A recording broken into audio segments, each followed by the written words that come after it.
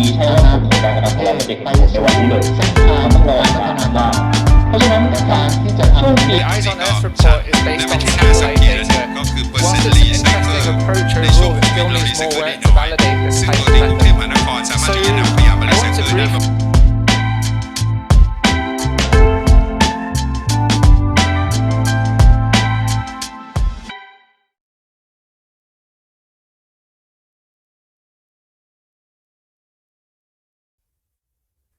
สวัสดีคุณผู้ชมทุกท่านนะคะผ่านทาง Facebook Good afternoon, everybody, through Facebook Live and multiple channels. Today, we have the live interpretation in Thai and English through Facebook Live. For those who are listening to us through link Zoom, you may select the interpretation you would like to listen to. For those on Facebook, you may listen to Thai version on Facebook of Thai PBS Facebook.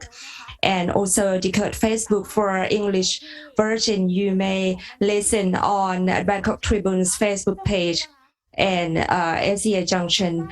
And today we are inviting everyone to talk about issues which is even larger than COVID-19, the issues on climate change. And everybody is confronting this situation together, this fate together. And this is an international meeting or seminar, as we know, under the name COP26, which is organized in Glasgow on the 31st of October to the 30th of November. And in 3 days, it's going to be concluded. And the important issue is how are we going to reduce greenhouse gas emissions so that we can keep the temperature not over 1.5 degrees increase. This is a fifth dialogue from Paris to dialogue forum the fifth from Paris to Glasgow. And today I am Pontita Ketgao from Thai PBS. I am the moderator today with my co-moderator, Dr. Pet Manopravit. He is the secretary of the Greenhouse Foundation. Good morning, good afternoon, Nong Ploy, and everybody who are listening online. As Kun Ploy already mentioned, this is a very important forum. We have seen the more than 100 countries, the leaders from more than 100 countries. This would be very important meeting in the humanity from 2020 to 2030. Everybody think this is going to be the decade of change, and mainly they want to solve the problems in terms of climate change. And it's the 5th anniversary after we achieved the Paris Agreement. Actually, we are supposed to have the meeting last year, but COVID occurred, and this emphasizes the impact of the climate change. It's like a movie trailer for the huge crisis that will have impact on the globe. So COP26 is very important, and it can be considered as a very important pinpoint. We are going to finish year 2021 very soon. So the result of COP26 is a very good leading issues for us to overcome and to the problems and to achieve our goals. We are lucky to have representatives from important players. We are not in Glasgow, so we just bring the representatives from the main countries, the UK and EU, and also the representative of the US to show us to illustrate the commitment of each country, if it's adequate, and in COP26 are we going to achieve the goals and as agreed. As Ajahn Pet already mentioned, this is like a movie trailer. We don't want to see it really happen if we don't achieve the net zero goal by 2050. Of course, the globe will be in a disaster. And before we talk about the climate action of each country in the past, and to think about what we can do in the future on the COP26 forum between countries, may I invite the first speaker, Dr. Celine from Konrad Adenauer, Thailand, to give you a welcoming remark. The floor is yours. Thank you, moderator. So on behalf of the Konrad Adenauer Stiftung, I would like to welcome you all to this discussion organized by the Bangkok Tribune and its partners with our cooperation and support.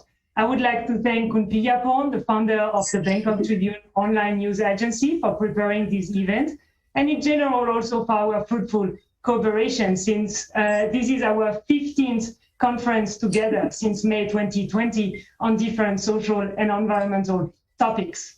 I also would like to thank our partners, Decode and of course Thai PBS, for supporting and broadcasting the event, as well as the Thai Society of Environmental Journalists and Seed Junction for their constructive cooperation with the Bangkok Tribune on this project. It's a great honor to have with us today Dr. Pinsak Suratsawadi, the Deputy Permanent Secretary at the Ministry of Natural Resources and Environment, as well as Professor Siri Supradit from Rangsit University, Mr. Byrne from the British Embassy, Mr. Fox from the US Embassy, Dr. Srisai from the EU delegation, and Dr. Bunchai from the Thai Climate Justice for All and the LDI. My gratitude also goes to our moderators, Mrs. Janjira from Thai PBS, and of course, Dr. Pech, the co-founder of WeReef and the Secretary General of the Green World Foundation, and also a frequent moderator for our forums together. Last but not least, I would like to thank all experts, policymakers, journalists, students, and citizens online and in the social media for taking the time to participating in this important discussion. We are very honored that you all joined us today. So thank you very much. As you may know, the Konrad Adenauer Stiftung is a German non-profit organization financed by the German federal government with offices in Germany and all around the world. We have been in Thailand for 40 years now, and worldwide, we work with our local partners, for example, political leaders, experts, academic, business representatives, the media, students, and the general public. And what do? We support, among other things, democracy and the rule of law, as well as social market economy, development cooperation, quality education, and of course, international cooperation between Thailand, Germany, and Europe. To tackle global and local challenges, the CAS is also working more and more worldwide on challenges like innovation, digitalization, climate change mitigation, and the 17 SDGs, the Sustainable Development Goals, as defined by the UN in its Agenda 2030. So today's topic, the COP26, is at the crossroads of all these questions. And regarding the implementation of the Paris Agreement, maybe you heard that the German Chancellor, Mrs. Angela Merkel, said in Glasgow in her opening remark that, quote, "We are not yet where we need to be," end quote. So the German Chancellor also called for ambitious objectives coming out of the COP26 and also concrete criteria to measure the targets and goals. So I'm very glad that this dialogue forum today can provide a platform in Thailand to discuss and exchange views regarding the necessity for immediate, concrete, and ambitious climate policies after the COP26. I thank you for your attention. I wish you a good discussion. And I would like now to invite Dr. Pinsak Suratsawadi as a representative of the Thai government to deliver his opening remarks on the COP26 and what it means for the world and also, of course, for Thailand. Thank you very much. Distinguished participants, ladies and gentlemen, a very good afternoon to you all. Sawadee krap. First of all, I would like to thank the Bangkok Tribune and the Konrad Adenauer Foundation for inviting me to join this timely dialogue forum today. Thailand is one of the vulnerable countries that is already suffering from the adverse impacts of climate change, especially the devastating floods this year and probably followed by the withering drought next year we have put our utmost efforts in emphasizing climate resilience and low greenhouse gas development pathway by incorporating climate change into national development agendas and collaborating with international community to strengthen global efforts in pursuing the Paris Agreement goal. We have achieved the pre-2020 pledge target of 17% greenhouse gas emission reduction in 2019, which is far beyond our unconditional pledge of 7%. Thailand is also among the first nations that submit the long-term low-emission development strategy to UNFCCC. However, we have to do a lot more in moving toward the targets of carbon neutrality and net zero emission.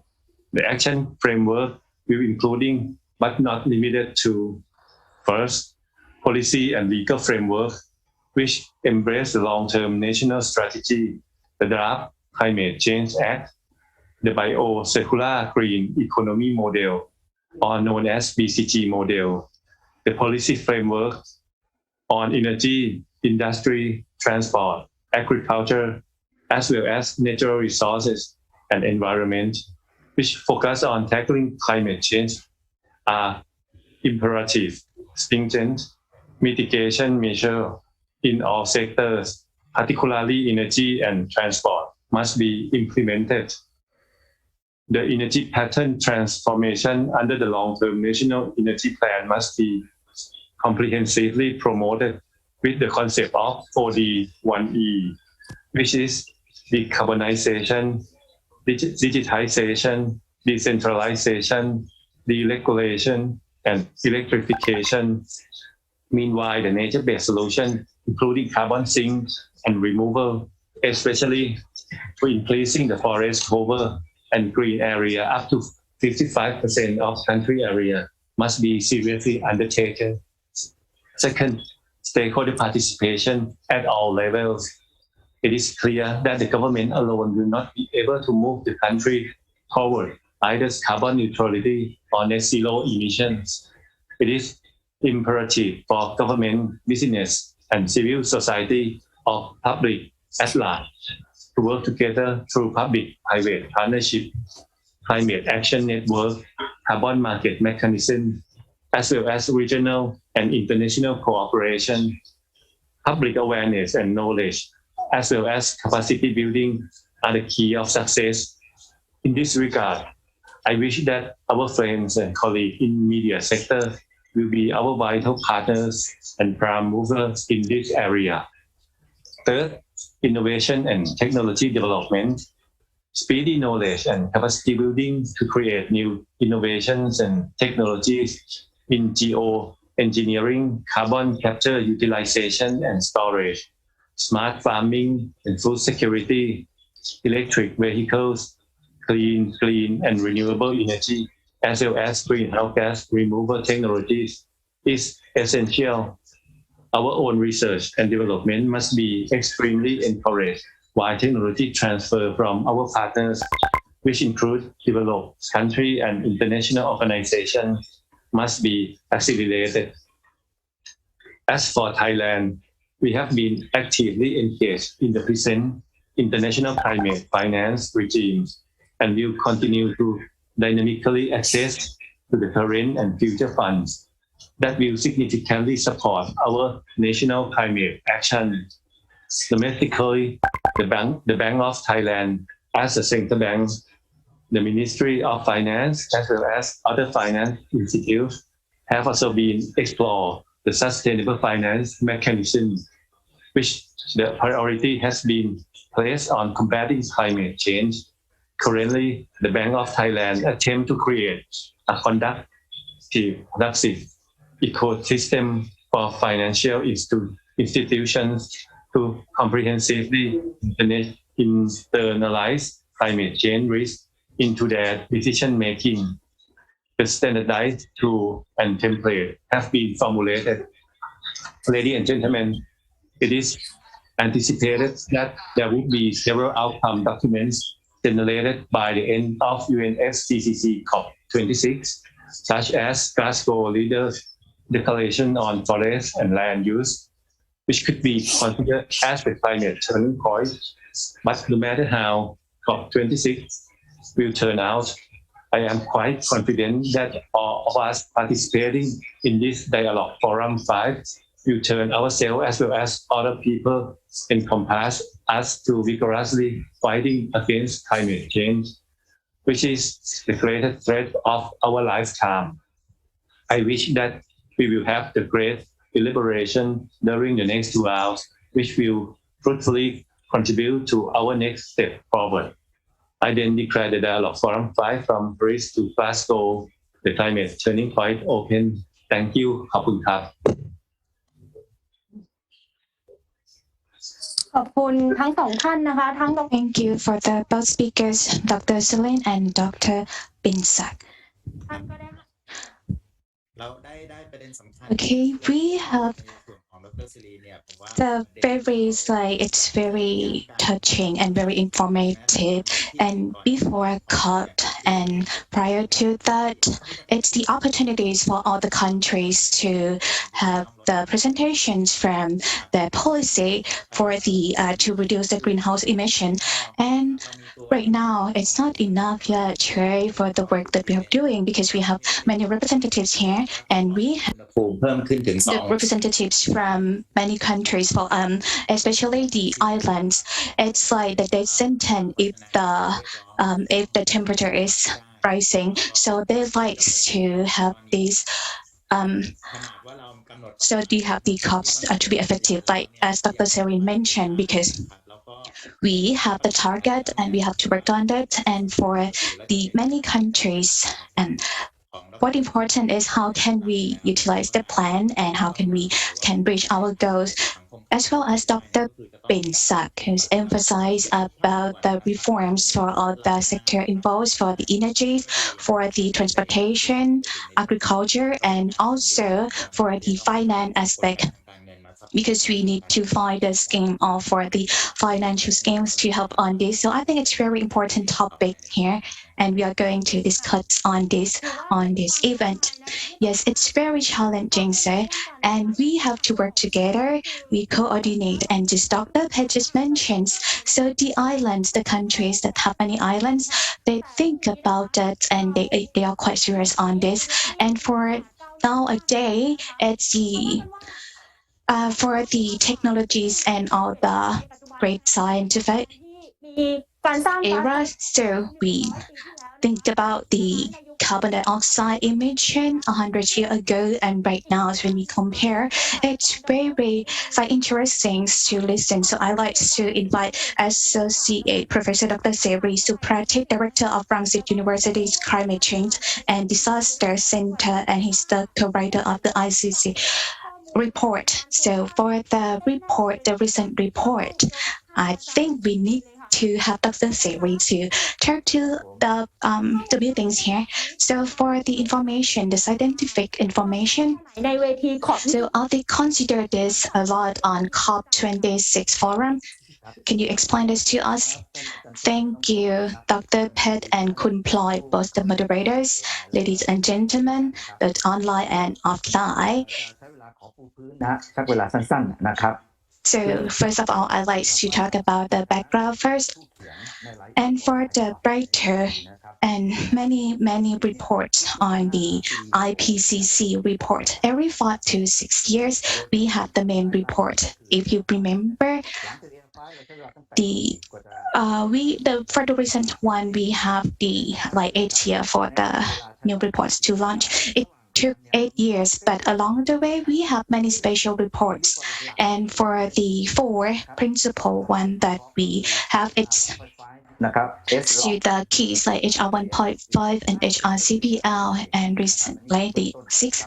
So this one is for the start.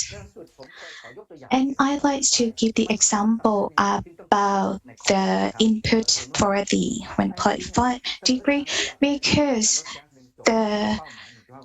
greenhouse emission reductions here, because we have like four options, right? And if we want to be like net zero in 2050, we all want that, right? But the difference from the energy demands from each country, and we can look at the curves too, like if they have the high demand, right?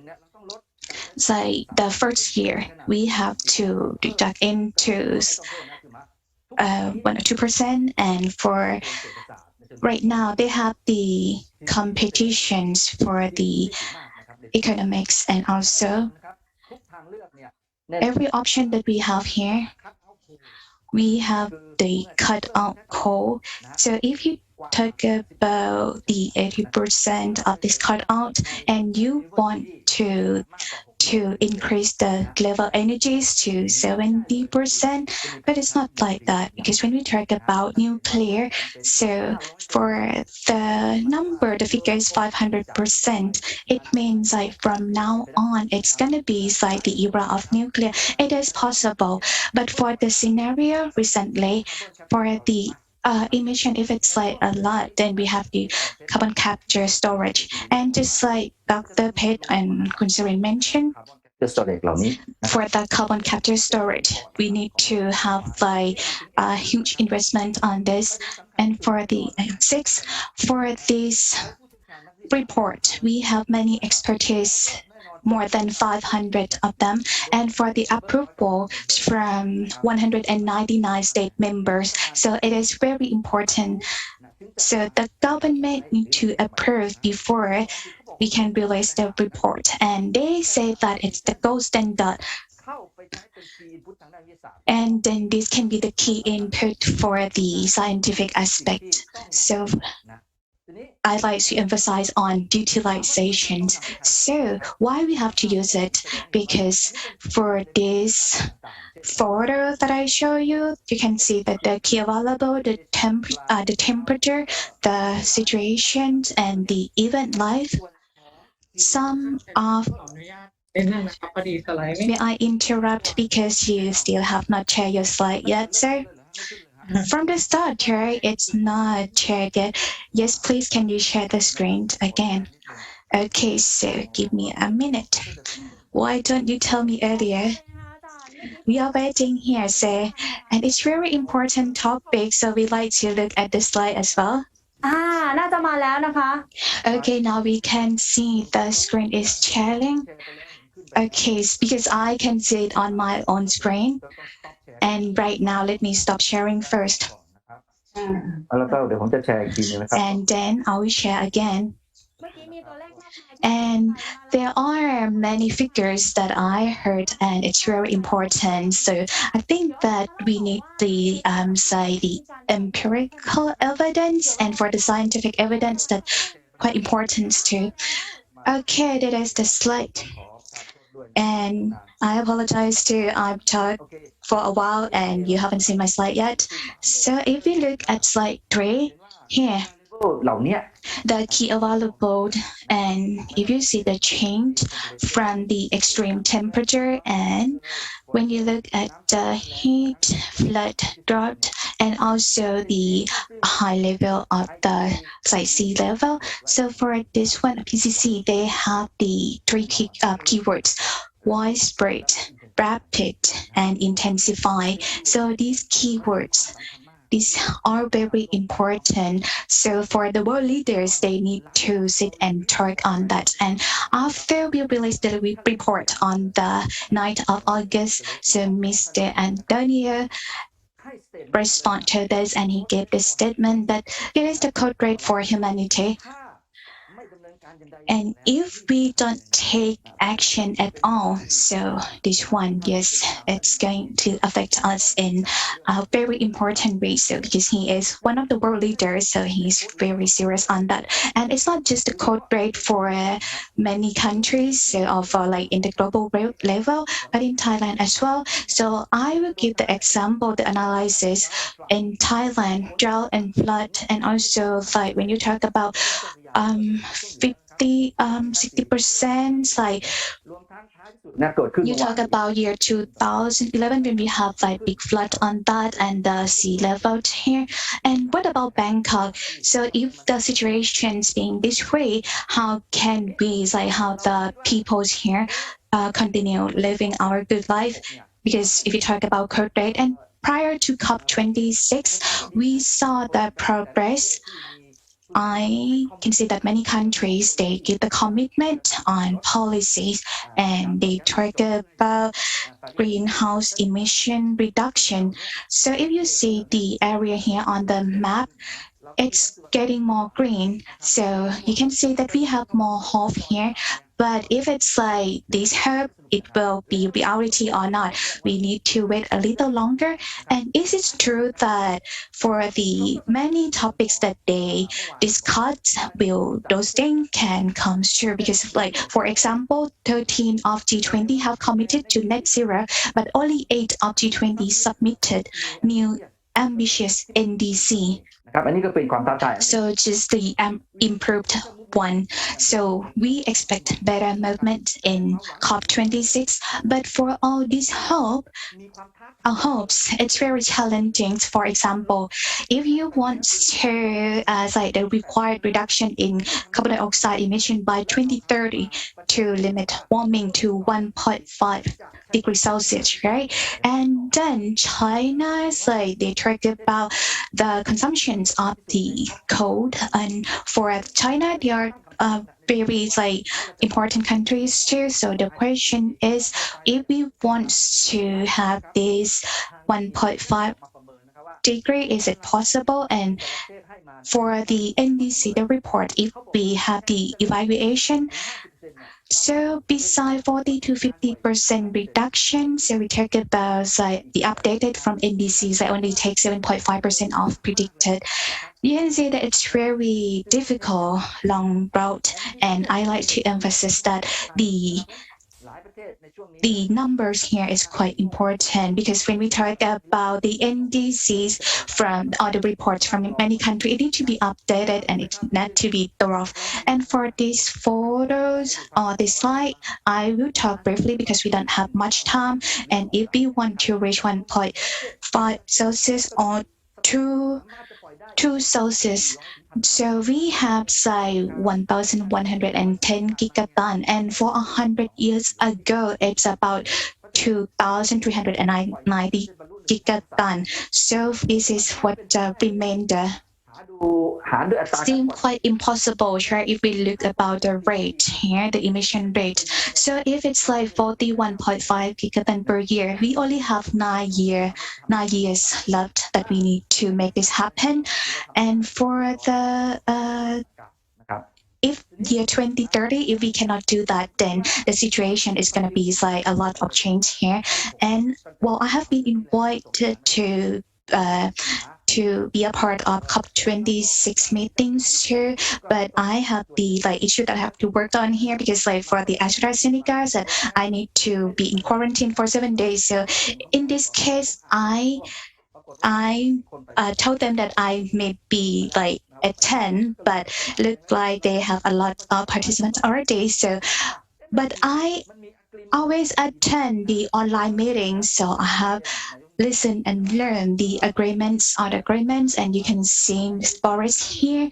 And then he emphasized on the clean green initiatives, like by 2020, like all the like cars that we used, electric car, and by 2030, all the countries like we want to have this like cut up like for the jungle or the forest, like we want to destroy the forest, and this is the aim that we want to reach by 2030. So clean green initiatives. Second thing, so we talk about the coal, right?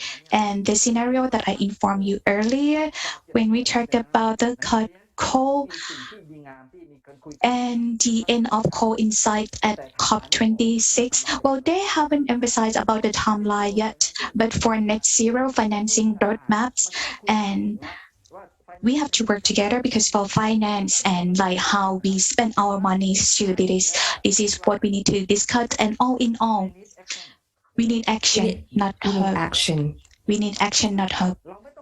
This is very important. We don't want to just listen to the leaders, but we need is action. As I mentioned in the beginning, we need to follow closely. After the 12th, we need to follow the plan and the action, and then we can present to relevant parties later. Let me end my presentation here. Thank you so much, Professor Seri. There are many interesting issues, right? Yes, very interesting, especially in the part of carbon budget. COP forum, everybody announced their plan, beautiful plan, whatever they want, but the reality or the real performance that can indicate if we are going to survive or not is the level of reduced carbon utilization. If you remember the opening ceremony of COP26, they have some indicators that they showed us.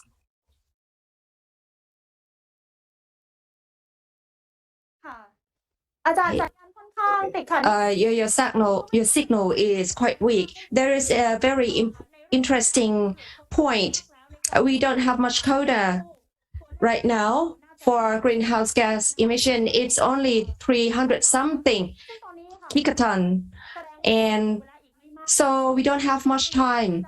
Less than 10 years, right, Professor Pett, to apply the same behavior. This is not just a mandatory. We need to change our behavior. Yes, you can present your plan as beautiful as you want, but if you cannot reduce the emission of carbon, it's nothing. Carbon budget is a very important indicator, and we need to negotiate very seriously from 400 to 1,000 gigaton. Today we use about 40 to 50 gigaton. So we have about less than 10 years. So we need to think about the quota of each country for the emission quota. So the discussion points, as Professor Seri already mentioned, in terms of science, it's very clear. There is no argument, because the global warming nowadays, the climate change crisis, it occurred due to the greenhouse gas emission, and for Paris Agreement plays very important role. We have to review this year who has done what, and the clear scientific evidence is that these commitments are not adequate for the transition and for developing countries. In the Paris Agreement, a very important conclusion is that for those who already spent carbon budget, they need to mobilize 100 billion US dollar, but they haven't achieved the goal yet. So this is very important, how the developing countries can mobilize financial support. For developed countries have to mobilize financial support for developing countries to overcome the goal of low carbon. We are going to have another forum with 4 representatives from very important regions in the world. Yeah, as Professor Pett already mentioned, everybody has to cooperate. We don't have much time left, and today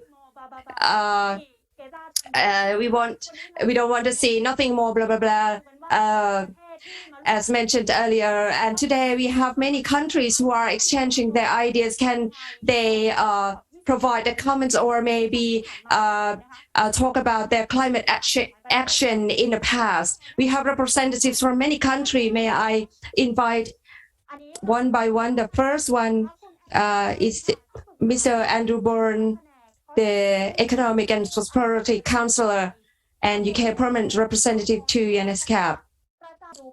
Mr. Andrew is already with us. Good afternoon, Mr. Andrew. And then second one is Mr. Evan Fox, Economic Officer at the U.S. Embassy Bangkok. And next, Dr. Sarot Sisai, the Program Officer and Delegation of the European Union to Thailand, and also the Project Manager in Environment and Climate Change. So he's the representative of EU and to share with us how they took action in the past. And the next one is Dr. Krisada Bunchai, the coordinator of the Thai Climate Justice Forum, or TCJA, and also the Secretary General of Local Development Institute, or LDI. So he's the representative of the developing country. Good afternoon for panelists. Before we give the floor to each of you, you have only 7 minutes each because we have limited time. Let's start from the UK. Also from let's start from the UK. We have very interesting representative, and the UK has tried to make the Prime Minister Boris Johnson, he tried to encourage us to achieve this goal, and the royal family in the UK also gave awards to give awards to people with good solution, and there are many good signals. So let's listen to Mr. Andrew and to learn if there is a hope for COP26 and what are the goals of the UK from this forum. Thank you so much. Good afternoon, ladies and gentlemen.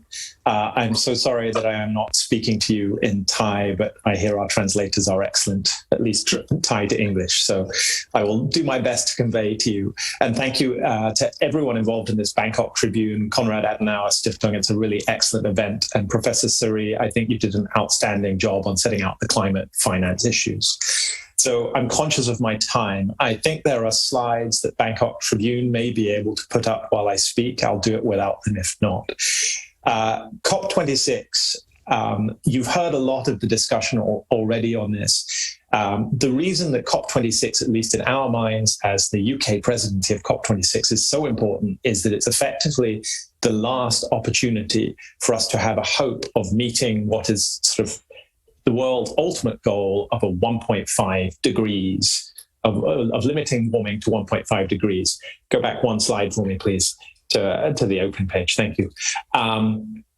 It is the fifth COP negotiations after Paris, and every 5 years we have an opportunity for every country that's involved in the negotiations to go back and make a new and greater commitment to do more to cut their climate change, their greenhouse gases, their climate change emissions. And this one is critical because we know that at Paris, we didn't do what we needed to. In fact, right now we're on a trajectory for about 5 times as much emissions as we should have if we want to have a hope of going for this 1.5 degree target.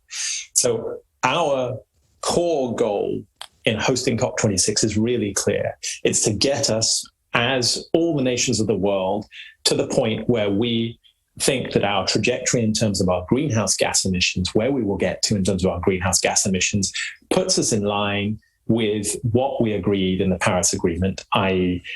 limiting to ideally to 1.5 degrees centigrade of warming and to much less than 2 degrees of warming. And that means almost halving emissions by 2030 and net zero as a planet by 2050, which is a huge ask. So if we shift now to the next slide, please.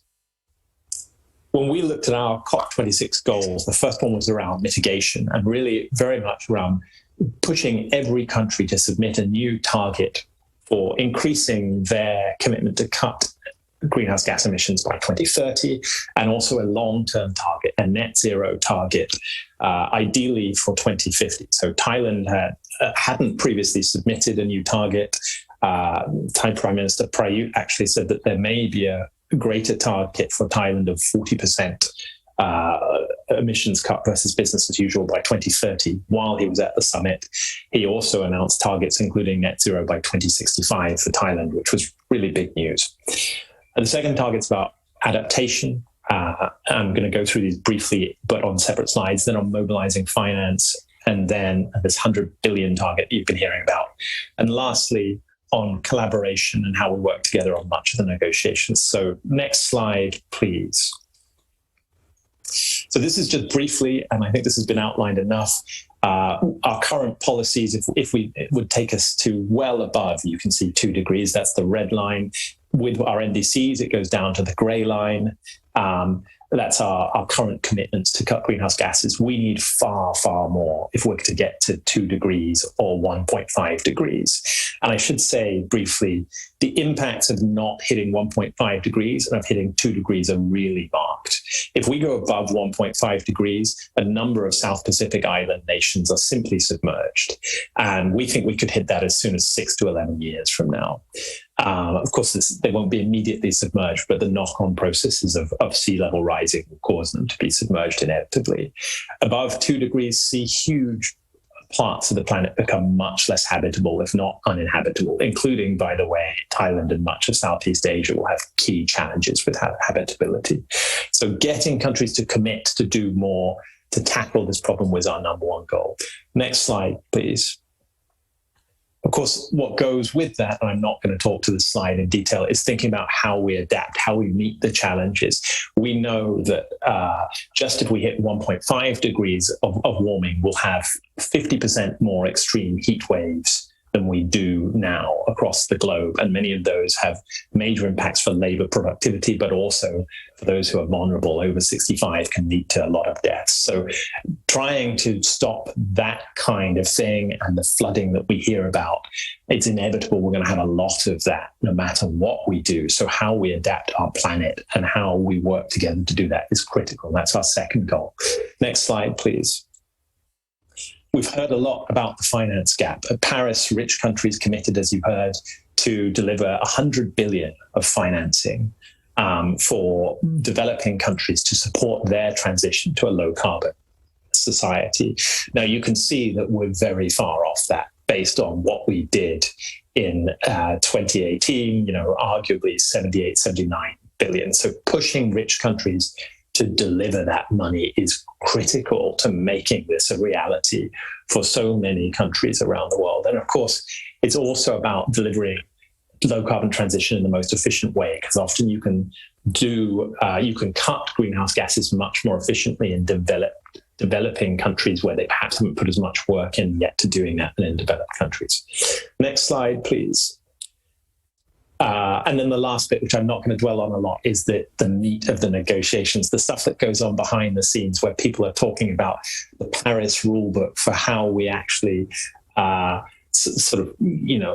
calculate, measure and exchange or trade emissions and a whole bunch of other different elements of kind of how we make this Paris Agreement work on some of the greater detail. Next slide, please. So where are we now? Actually, I think we've made some pretty good progress over the last month. Before we started negotiations, I think the outlook based on the commitments that that countries had made to cut their greenhouse gas emissions further, but it's about 2.3 degrees of warming globally if they were followed through. Over the last few weeks, we've hit the point where for the first time we've gone below 2 degrees. And according to the International Energy Agency, if, and this is a big if, all of the countries that have made new commitments followed through on those commitments, we would hit 1.8 degrees of warming, which is far better than it's been at any other point. And it means actually, as an aside, we've managed to engage 90% of the world's economy in working towards net zero greenhouse gas goals. And that's up from a third of the world at COP25. So it's a really big shift, but all of this, to go back to the point that others have made, depends on people engaging. And then I'm going to briefly touch on a few sort of targets in specific sectors. You've heard, I think, that over 100 world leaders signed up to tackle deforestation, made pledges on behalf of their countries. Also, more than 100 countries have signed up to cut methane by 30%. Methane is the second biggest contributor to global warming after CO2. Coal, 40 countries have signed up to shift away from coal, joining about 200 signatories. So a lot of other big companies have done so as well. And then on private finance, 450 organizations have together pledged to invest about 130 trillion US dollars in low carbon transition. And to give you a sense of it, that's about 40% of the global finance available privately. So that's a huge portion of the money out there. And I mean, in terms of the event, it's been the biggest diplomatic event that the UK has hosted since the Second World War, with over 120 world leaders and 25,000 participants. There is still more to do. We haven't achieved on financing. We haven't finalized the negotiations, nor would we have yet on the Paris Rulebook and Article 6 and other things. That's all I hope to come this week. And so we are waiting with bated breath for the outcome of the next couple of weeks. I'm conscious I'm out of time. I was asked to talk about COP26 and also about the UK. Can you just flip to the next slide? And I'll give you very, very brief on the UK, if I may. So the UK has set out a target to cut its emissions compared to 1990 levels by 68% by 2030. So that's above what the IPCC proposes. Currently, we're at 43% below 1990 levels.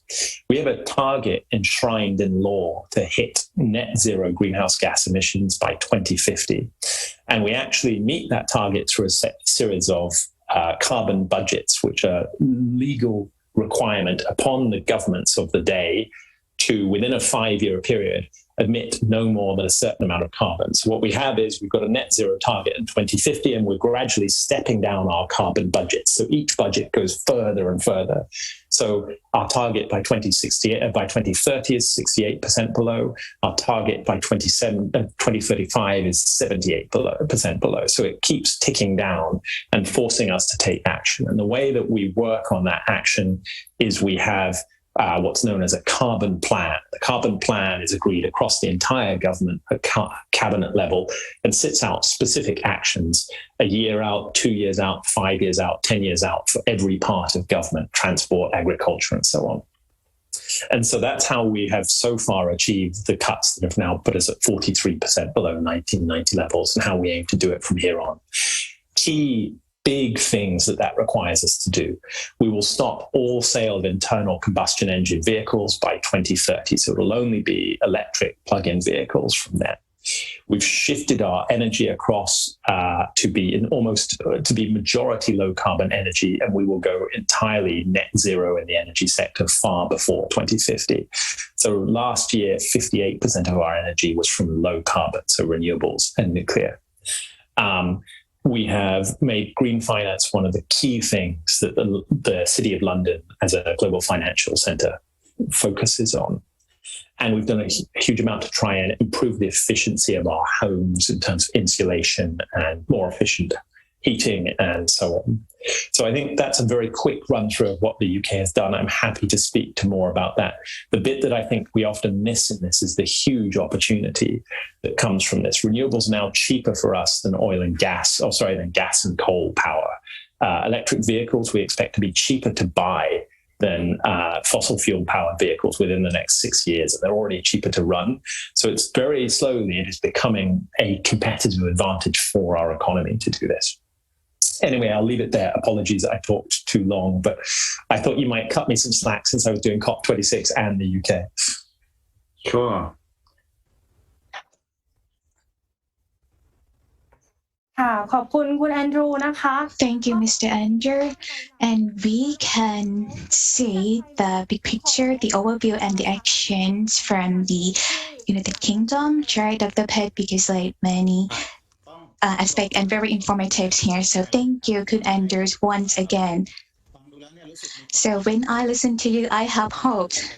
And then like after I follow the COP26 from the start, so I can, from my observation, it is like from the aims, it's different, but nothing, like it's not much the new issues, but the recent analysis, you said it's some of the gaps too. If we can reach the goal, so it is possible that we can reduce the climate to 1.8, and then prior to this, it's more than 2 degrees Celsius, and many representatives said that for the island countries, like to Celsius, they cannot live with that. But for the change of the tide and the situation, if it's getting worse, then we will face another of this curve rate, and then for the financials, it will need to use for us to solve the problems instead of solving the other more important problems. So the leadership that you have shown from the UK side is very impressive here, and for the reduction to 43%, and then from 43 to 68% within a few years. If many countries in the world, if we have the same ambitious goal, I think we can reduce the climate lower than even 1.5 Celsius. And by 2030, so he mentioned the electric car. And this one, when we think about this, it's not the years 2020, it's coming not too far anymore. And when we talk about the circular, the energy, it's cheaper than the fossil fuels. So when we think about the change, it's more like a jump starts from this. So COP26, it's very important to set the trend. And if we can reach the 1.8 degree, then it can 1.5 is possible too. If we all have this same ambition and many initiatives that maybe we can talk about this in detail, for example, for the control or for the stop of deforestation, because right now we have many members, more than 100, and also the cut of the methane, which is methane is 80% worse than carbon dioxide, and it have a short half-life. So if we can cut methane, it will be a big step for us too, and also to reduce the use of the cold energy. And many countries, they will reduce the investment of having the coal mining in another countries. And another representatives from very important too, and Dr. Pett mentioned that he mentioned methane, and the countries that see the importance of this issue is America, the USA. So I'd like to invite the representatives from the US, Mr. Evans Fox, to talk about the climate actions in the US, please. So what were the actions and what are the trends from the COP26 and also the target, please? Hey, สวัสดีครับผมชื่อ Evan Fox นะครับได้ยินไหมครับ I am Evan Fox. Can you hear me okay? Yes, we can. ผมทำงานในสถานทูตอเมริกาในแผนกเศรษฐกิจ Embassy for the economic พูดภาษาไทยได้แค่คิดว่าดีกว่าพูดภาษาอังกฤษ but I think it's better for me to speak English, so I'm just going to switch into English. Yes, please, you can start the presentation in English. So I want to start by thanking you, the organizers, for this event. It's really so timely, and to have it right in the middle of COP26 is very important, I think, because we're going to have to turn pretty quickly from thinking about what we're doing now to where we're going next. And it's great that Andrew was able to lay out some of the dynamics at COP26. And I think it makes it easier for me to turn my presentation a little bit more angled towards Thailand and how the international community is engaging in here. So I think, as was noted by Dr. Seri and Kun Pinsak and others, this is a crisis that requires urgent action. And this is, I think folks will remember, in 2011, there was drastic flooding throughout Thailand. And in fact, we've seen that again this year. And on the same hand, we've also seen droughts as early as 2019 affecting the Thai people. And I think that this is just a small example of what's to come in terms of changing weather patterns that have really significant impacts for people worldwide, but especially in Thailand. I think when we think about climate change, it's important to recognize both the mitigation and adaptation side. And I think the previous speakers covered this well. Dr. Seti had this the graphic that showed the potential sea level rise and how it would affect Bangkok in Thailand. And I think it's important to think about Thailand has both sides of this equation, right? They have the impacts from climate change. So number 8 or 9, depending on who you talk to in terms of vulnerability to climate change impacts, but also is number 20 in the world in terms of greenhouse gas emissions. So I think all of us at COP26 and beyond are thinking about how do we address both sides of the equation. On the US specifically, President Biden has made climate change central to both his domestic and foreign policy. So that is adapting the US economy and US actions within our borders to centrally take on the challenges of the climate crisis, then also to change our foreign assistance and our foreign policy to really focus on these as well. And you can see here, this is former Secretary of State John Kerry, who's been appointed by President Biden to be the lead on climate change. And of course, he's there at COP26 this week, negotiating with countries, including talking to Thailand about how we can better work together to address some of these challenges. As Andrew mentioned, the United States, we are also looking at our nationally determined contribution and currently have a target of 50 to 52%. And I think that we're encouraging all countries, including Thailand, to really up their game in terms of making these bold commitments to address greenhouse gas emissions. We were very happy to see Prime Minister Prayut attend COP26 and to indicate, as was mentioned, a potential 40% target for Thailand in terms of their nationally determined contribution, as well as the 2050 goal for net carbon neutrality and the net 2065 net zero target. And I think it's important that to recognize that Prime Minister Prayut said that those targets will be somewhat considered in concert with international assistance, and that the United States government is already helping Thailand in terms of a variety of different technical assistance and other programs related to climate change. And we recognize the international community, including the donor community, is important to reaching those targets.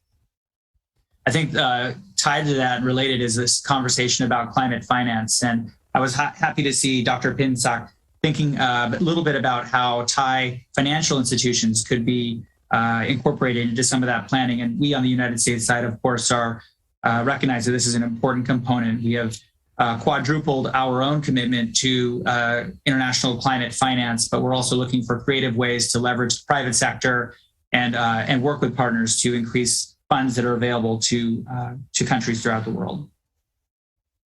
I'm not going to read through this whole slide, but I think it is important to sit back and reflect on the incredible diversity and the huge number of new initiatives that are coming out of COP26. Every single day, there are a variety of new programs that provide resources and tools to Thailand and other countries to help meet some of those bold climate change targets. And they range from pathways to dairy net zero, to the global forest finance pledge, to the carbon negative Earthshot. These are all tackling different sides of the same problem. And the United States is really trying to take a lead in terms of bringing countries together, convening and figuring out how we can work together on some of these specific programs.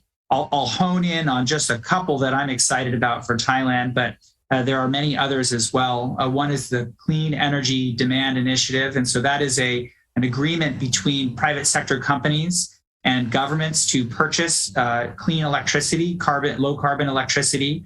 And I was happy to see Mr. Kulit Sombatsiri from the Thai Ministry of Energy participate in the launch of that particular initiative last Thursday. And we hope that Thailand will sign on to that in the future. There's also the Agricultural Innovation Mission for Climate. And this is something that really helps countries make these commitments to new technologies in the agricultural sector that lead to low carbon development pathways. And we talked a little bit about the importance of methane. And in Thailand, of course, a key potential source of that is rice farming. And Thailand is already taking a real leadership role in terms of their NAMA, a nationally appropriate mitigation action on rice. And we hope that through Aim for C and also potentially the Global Methane Pledge, we can find ways to up Thailand's climate ambition in that space. Looking a little bit more internally, we have something called the Greening Government Initiative or GGI, which looks at government procurement practices and thinking about things like government procurement of electric vehicles. And I hope that that's something that we can talk with Thailand more about in the future. And then just one final program to highlight here is the Climate Smart Infrastructure Partnership. This is about new technologies on a wide range of infrastructure, from water to energy, and looking at ways to fund feasibility studies for those kinds of new innovative projects. So those are just a few of the things that we're talking about with Thailand, and I know that there's going to be more next year. So kind of taking a step back and thinking about where we're going next, our former president, Barack Obama, spoke yesterday at COP26, and I thought had a really sobering series of remarks about really reflecting on where we are and some of the progress we've made. I think that Andrew mentioned the 1.8 degrees Celsius potential target that we have reached together if everybody adheres to the commitments that they've made thus far. But I think former President Obama really said in that we are not there yet. We really need to work together to bring this across the finish line and up our ambitions. And I hope we can do that more in the coming months. One particular opportunity that I do want to mention is that we are really excited that Thailand is going to host APEC next year, and we've heard from the Prime Minister and others that climate change and the biocircular green economy will be central to Thailand's leadership year. And I think that presents a fantastic opportunity to think about how we can be creative, work together, and meet some of the targets that were mentioned and highlighted in Andrew's speech and from Dr. Pisak and Dr. Siri earlier. So I'm going to leave it there. I hope that we can have a very productive conversation and come together on a plan for moving forward. Thank you again to the organizers. ขอบคุณมิสเตอร์อีวานส์ด้วยนะคะที่ Thank you so much, Mr. Evan, for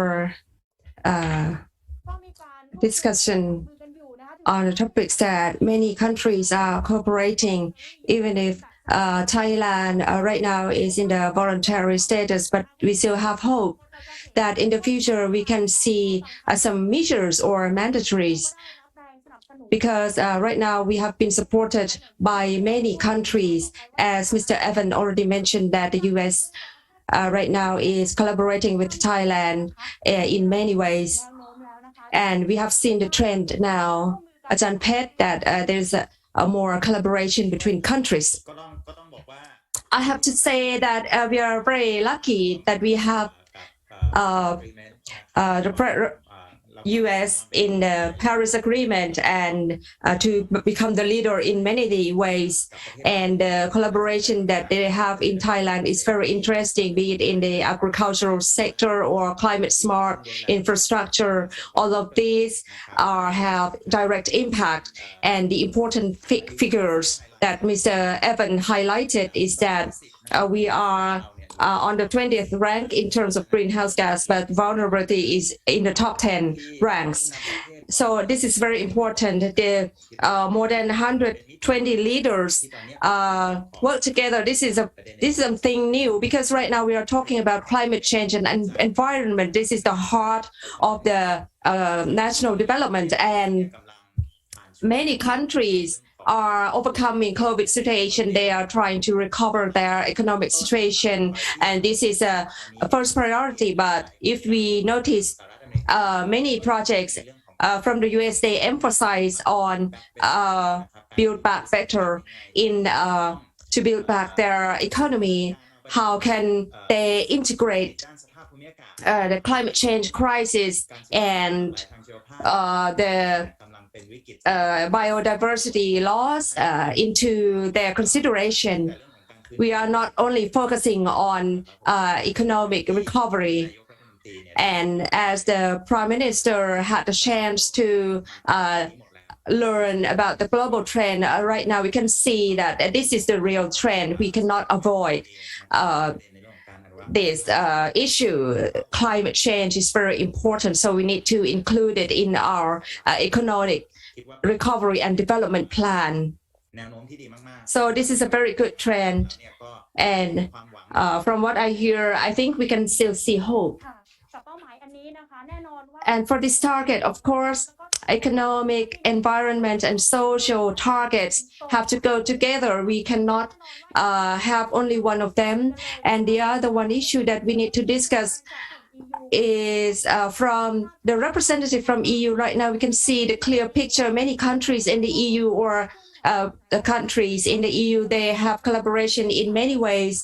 May I invite Kun Sarot Si Sai to share with you about this topic. Thank you. So for my non-Thai friends, please allow me to speak in Thai, please.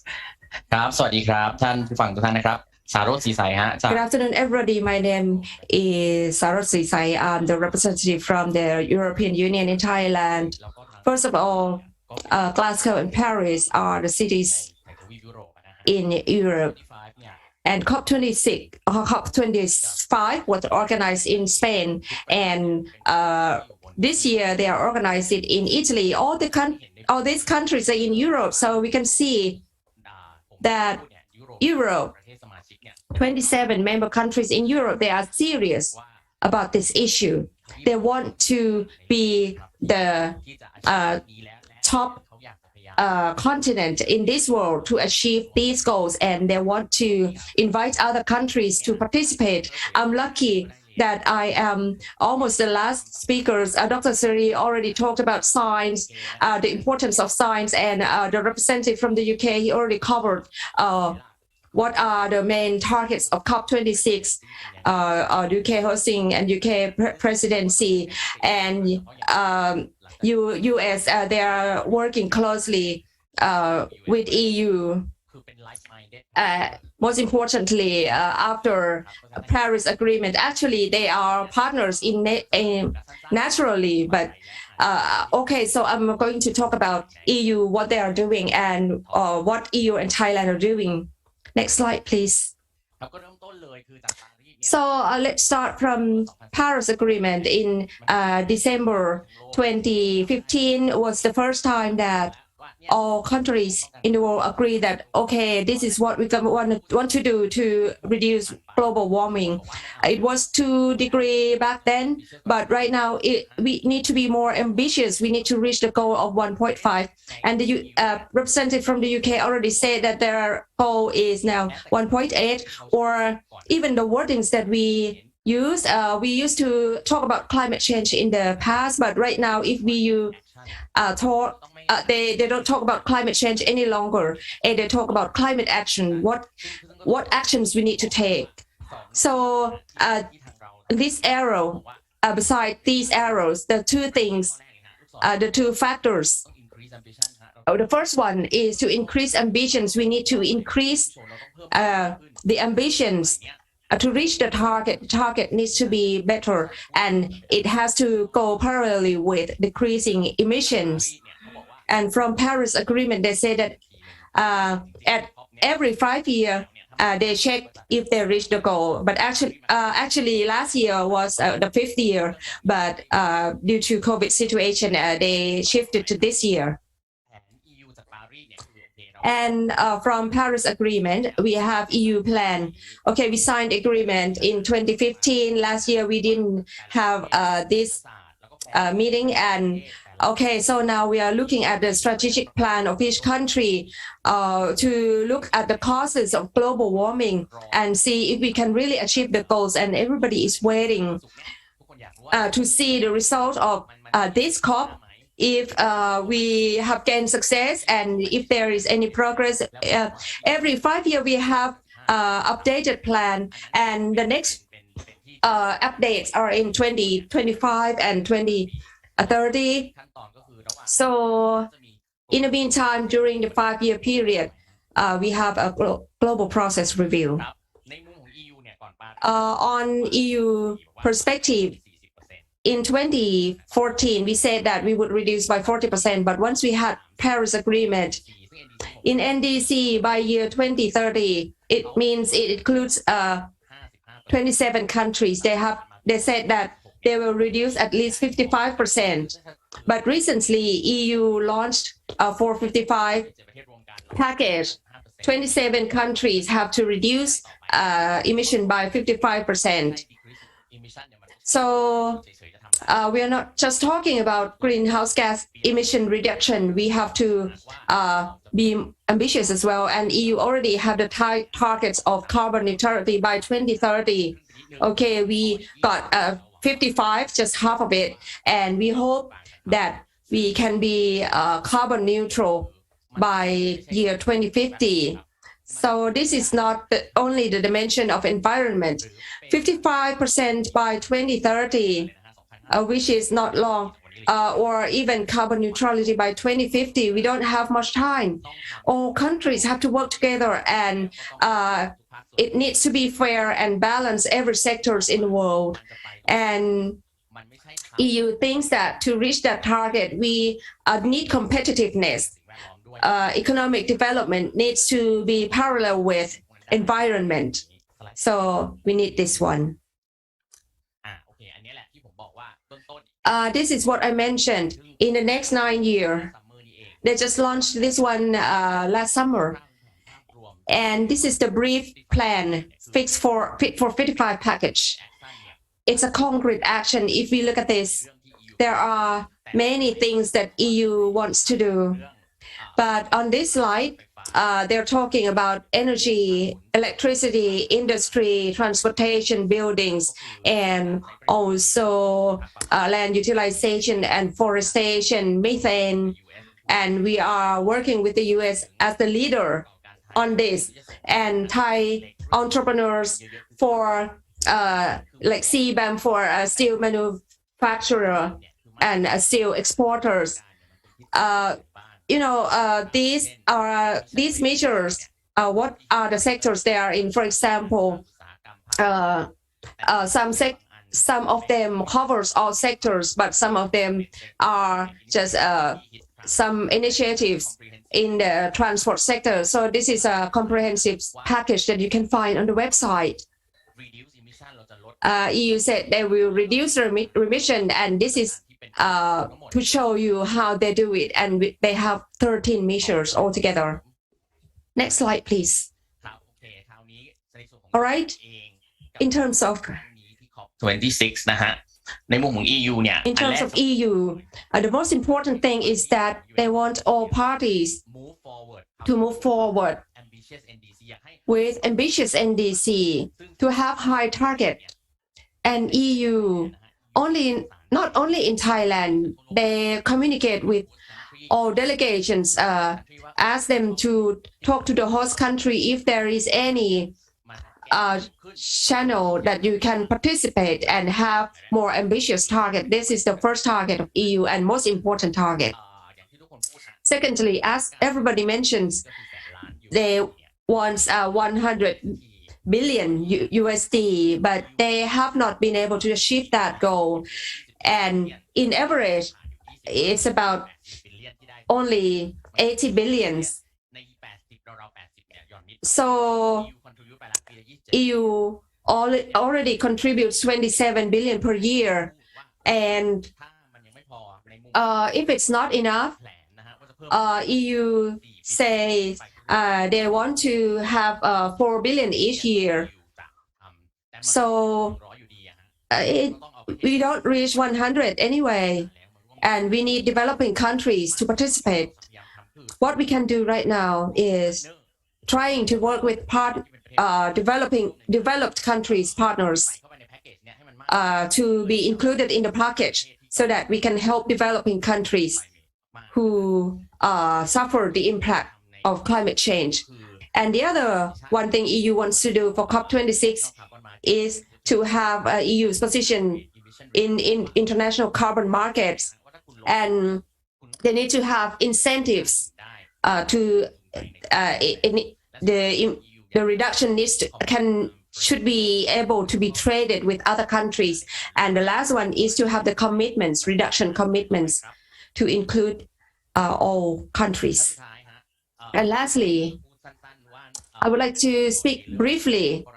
Let's tailor it down to Thailand.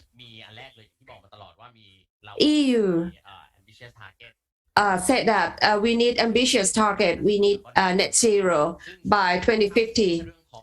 We need to be carbon neutral. COP is the idea of UN, but EU, they have their own strategy called European Green Deal. They have 8 pillars. European Green Deal is done in European countries and also have external dimensions where EU tries to convince other countries to participate with them in European Green Deal. And mainly, they have in many sectors, mobility, farm to fork, food and agriculture, biodiversity. They have 8 pillars in there: circular economy, plastic. So we want COP26 to be not only emission reduction, but we want to cover everything. If we can contribute to reduce reduction, we want to do it. I'm just talking about the perspective of EU in Thailand. We want to work more with Thailand.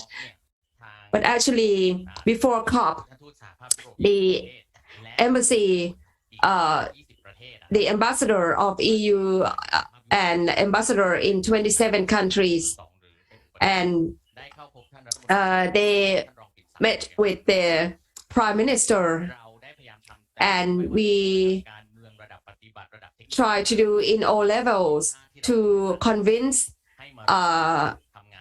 these countries to work with us more. And finally, EU is very pleased that the prime minister, the EU ambassador already talked to the prime minister on Friday 29th.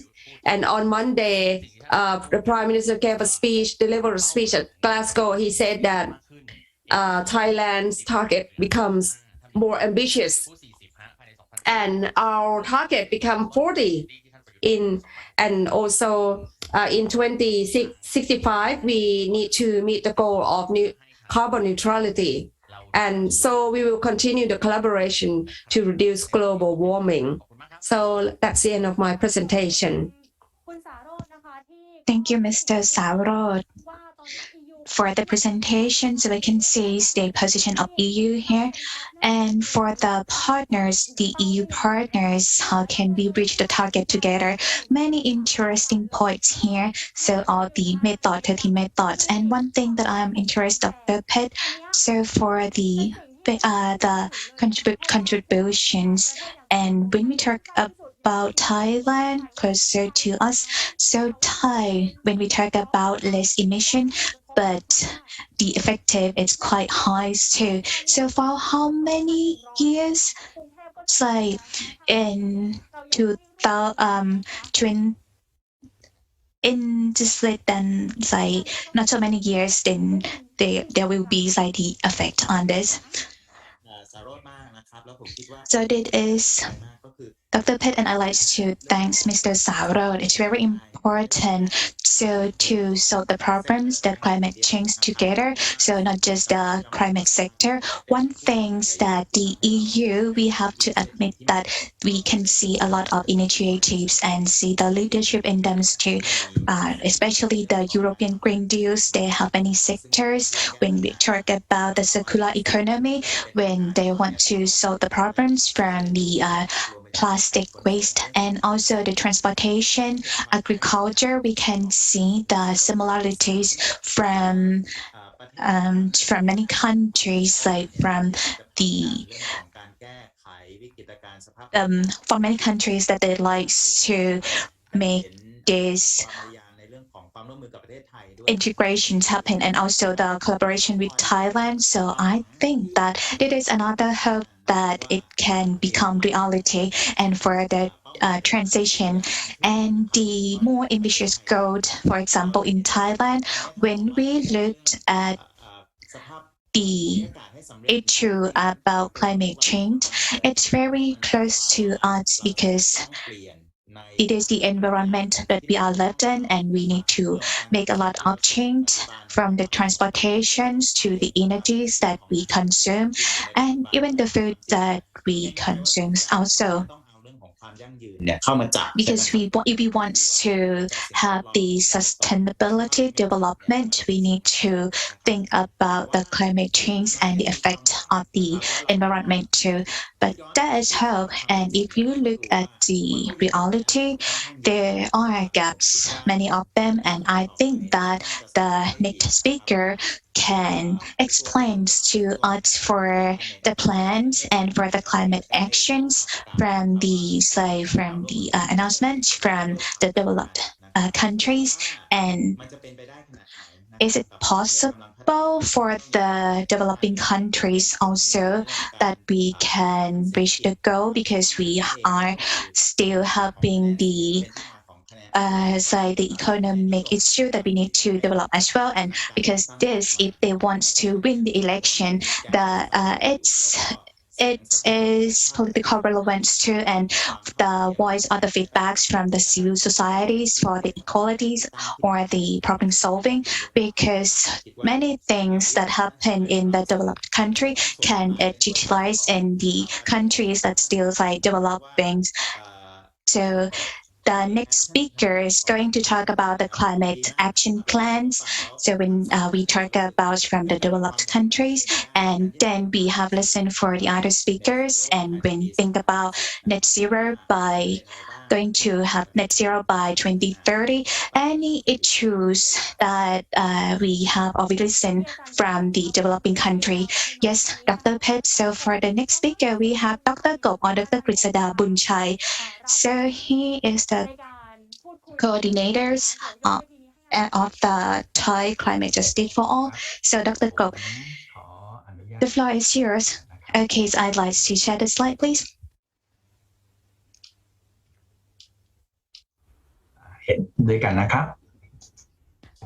So you can see my slide. Okay, I like to start with my introduction first. Again, so I am an academic, and also when we talk about working on this issue, and we talk about the change, not just climate change, but for the environment too, and how we manage the sources for the peoples and for the indigenous, for the farmers who also face the problems of the change too. So all these issues, it connect to the climate change as well. So I'd like to talk about the keywords for the developing countries, because for example, for the G7, so they also have the countries that have been affected a lot. For example, Thailand, we have been affected by the climate change, ranked in number 8 or 9. And when we talk about small islands, those countries, they face more problem than Thailand. And the bigger countries like India or China, and they still produce and use the coal and the natural gases a lot too. So there are some things in common and something different in terms of the effect, the things that affect the countries. And for the developing countries, for the climate change issue, when we look at the Paris Agreement, so we have these responsibilities, or take responsibility together. And when we have questions from many developing countries about the fairness or not, and when we talk about the adaptation, and we have discussed on this issue a lot, but if we compare to mitigation, it's still less. And how can we manage or the adaptation for the carbon dioxide, and then the issues that the developing countries that they propose we need to look at. So not just the adaptation, but the loss as well.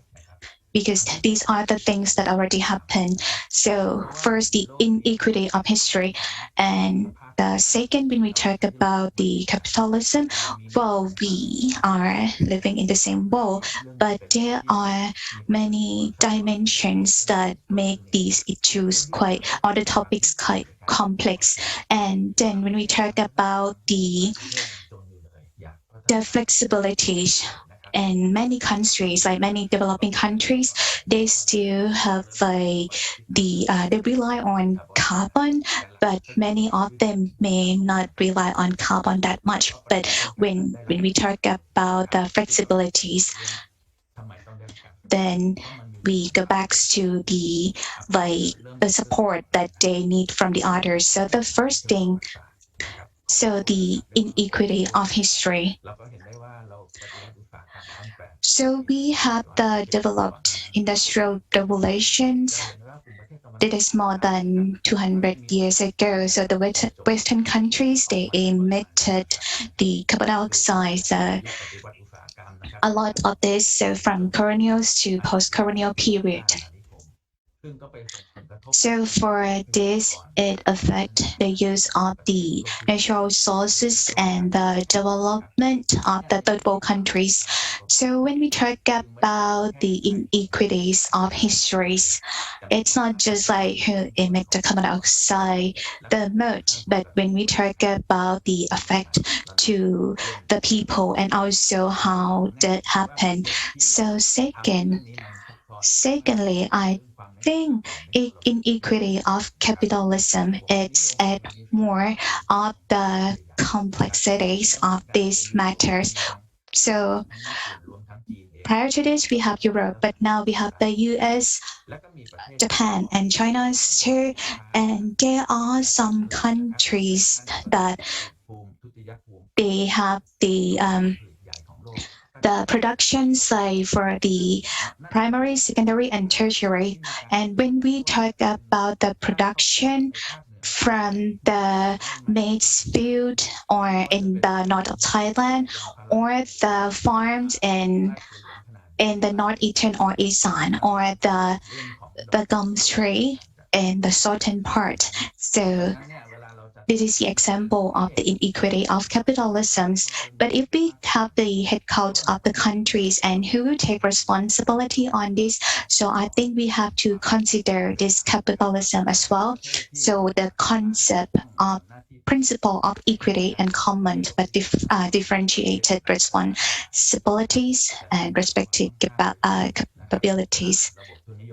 So when we talk about this, it affects to the responsibilities for the countries to climate change too, and then inequity of per capita. So for China, so they might have the ranked like the first for the emission. But if you talk about per capita, Europe has more. And the model, I use the model domestically too. If you look at the Bangkokians or the people who live in the countryside, we emit the carbon dioxide per capita is like us Bangkokians more than them. So this one is very important to net the inequity of impact. So both like the differentiate. And when we talk about the island countries, the tropical rainforest countries, this includes some part of Thailand too, and they face the fluctuations of the climate change, and also the part that warmers too. And for the demographic and also the geographics as well,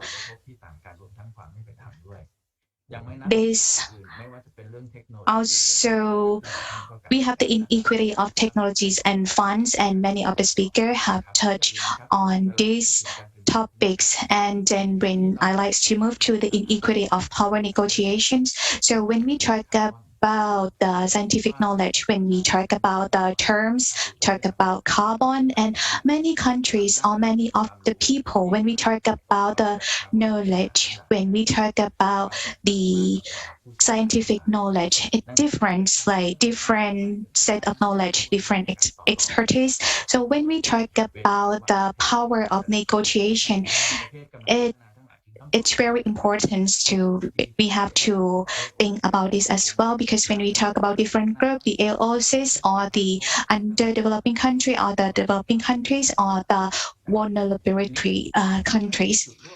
And then for the common goal of developing countries, so I'd like to conclude it this way. So many of us, we use the BAU model of the NDC. So we don't talk about the reductions from the current period, but we expect the future.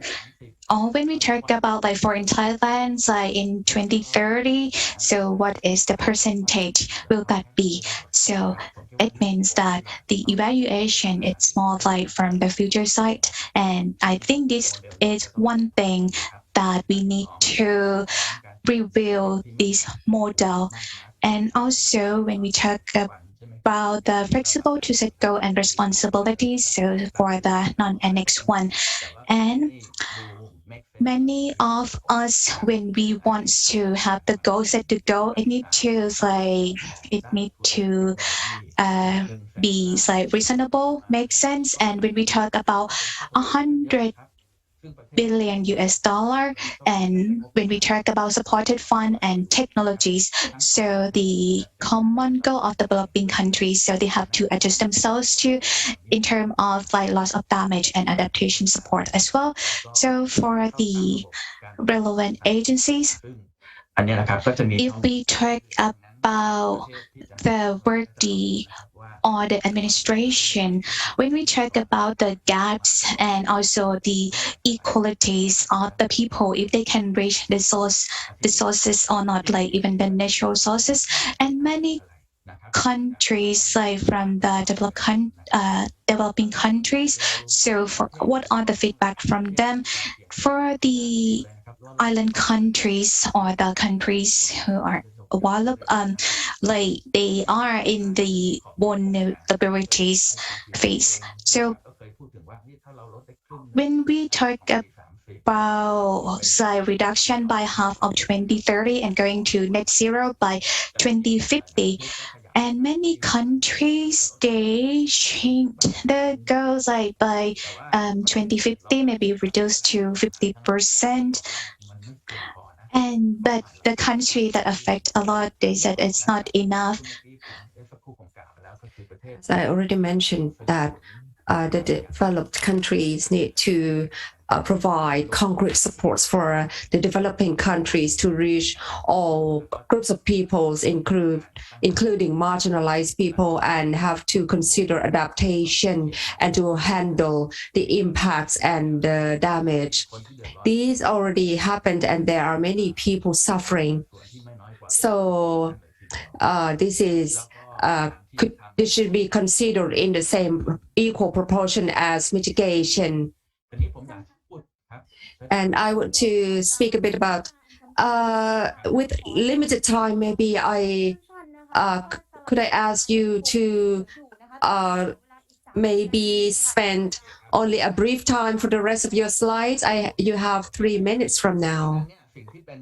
Okay, so the most important challenges are all countries, including developing countries. I think we are sticking to the benefits of the country, of the government, or other government-related benefits. We can see that energy network, which means a huge benefit for those who still use coal, and they have huge capital, more than $300 billion in the world, and they emit a lot of greenhouse gas. So what are we gonna do about that? And also developed countries and developing countries, can we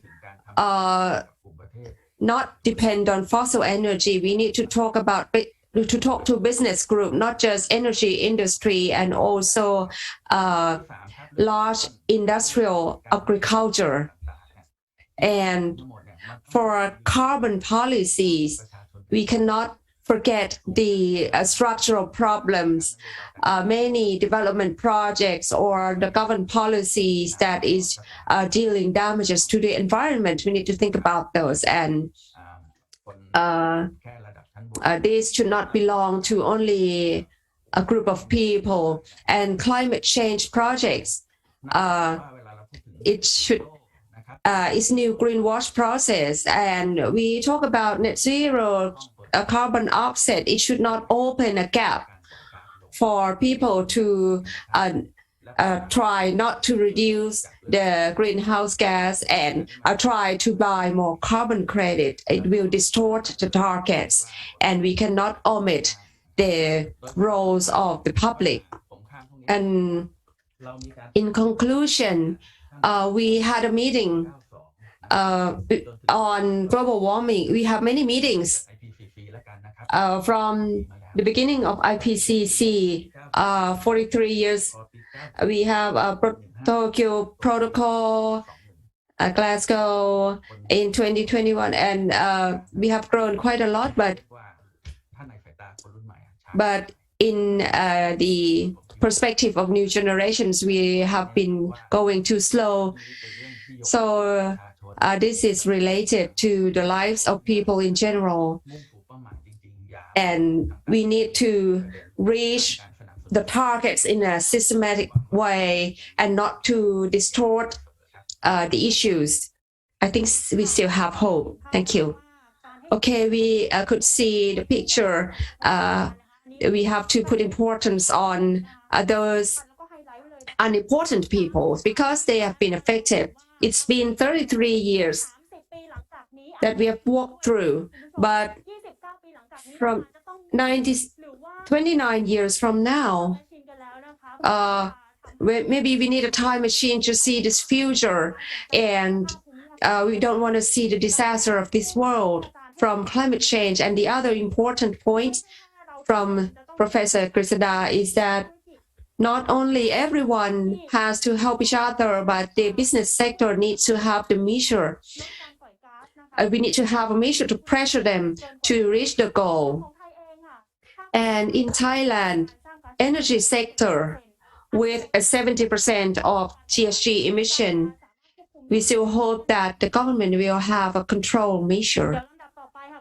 And next, before we have a Q&A session, in the meantime, for those who are listening through Zoom, if you have any question, you may ask. Now we are opening the floor for you to ask questions. I think the inequality points are very important, and in terms of government sector, to have only business as usual target. I think the government needs to be more ambitious, and the development has to be adjusted because we have inequality and natural resource damage, and also we already have these problems. So to solve the climate change problems, we need to learn from our mistakes in the past. The issues on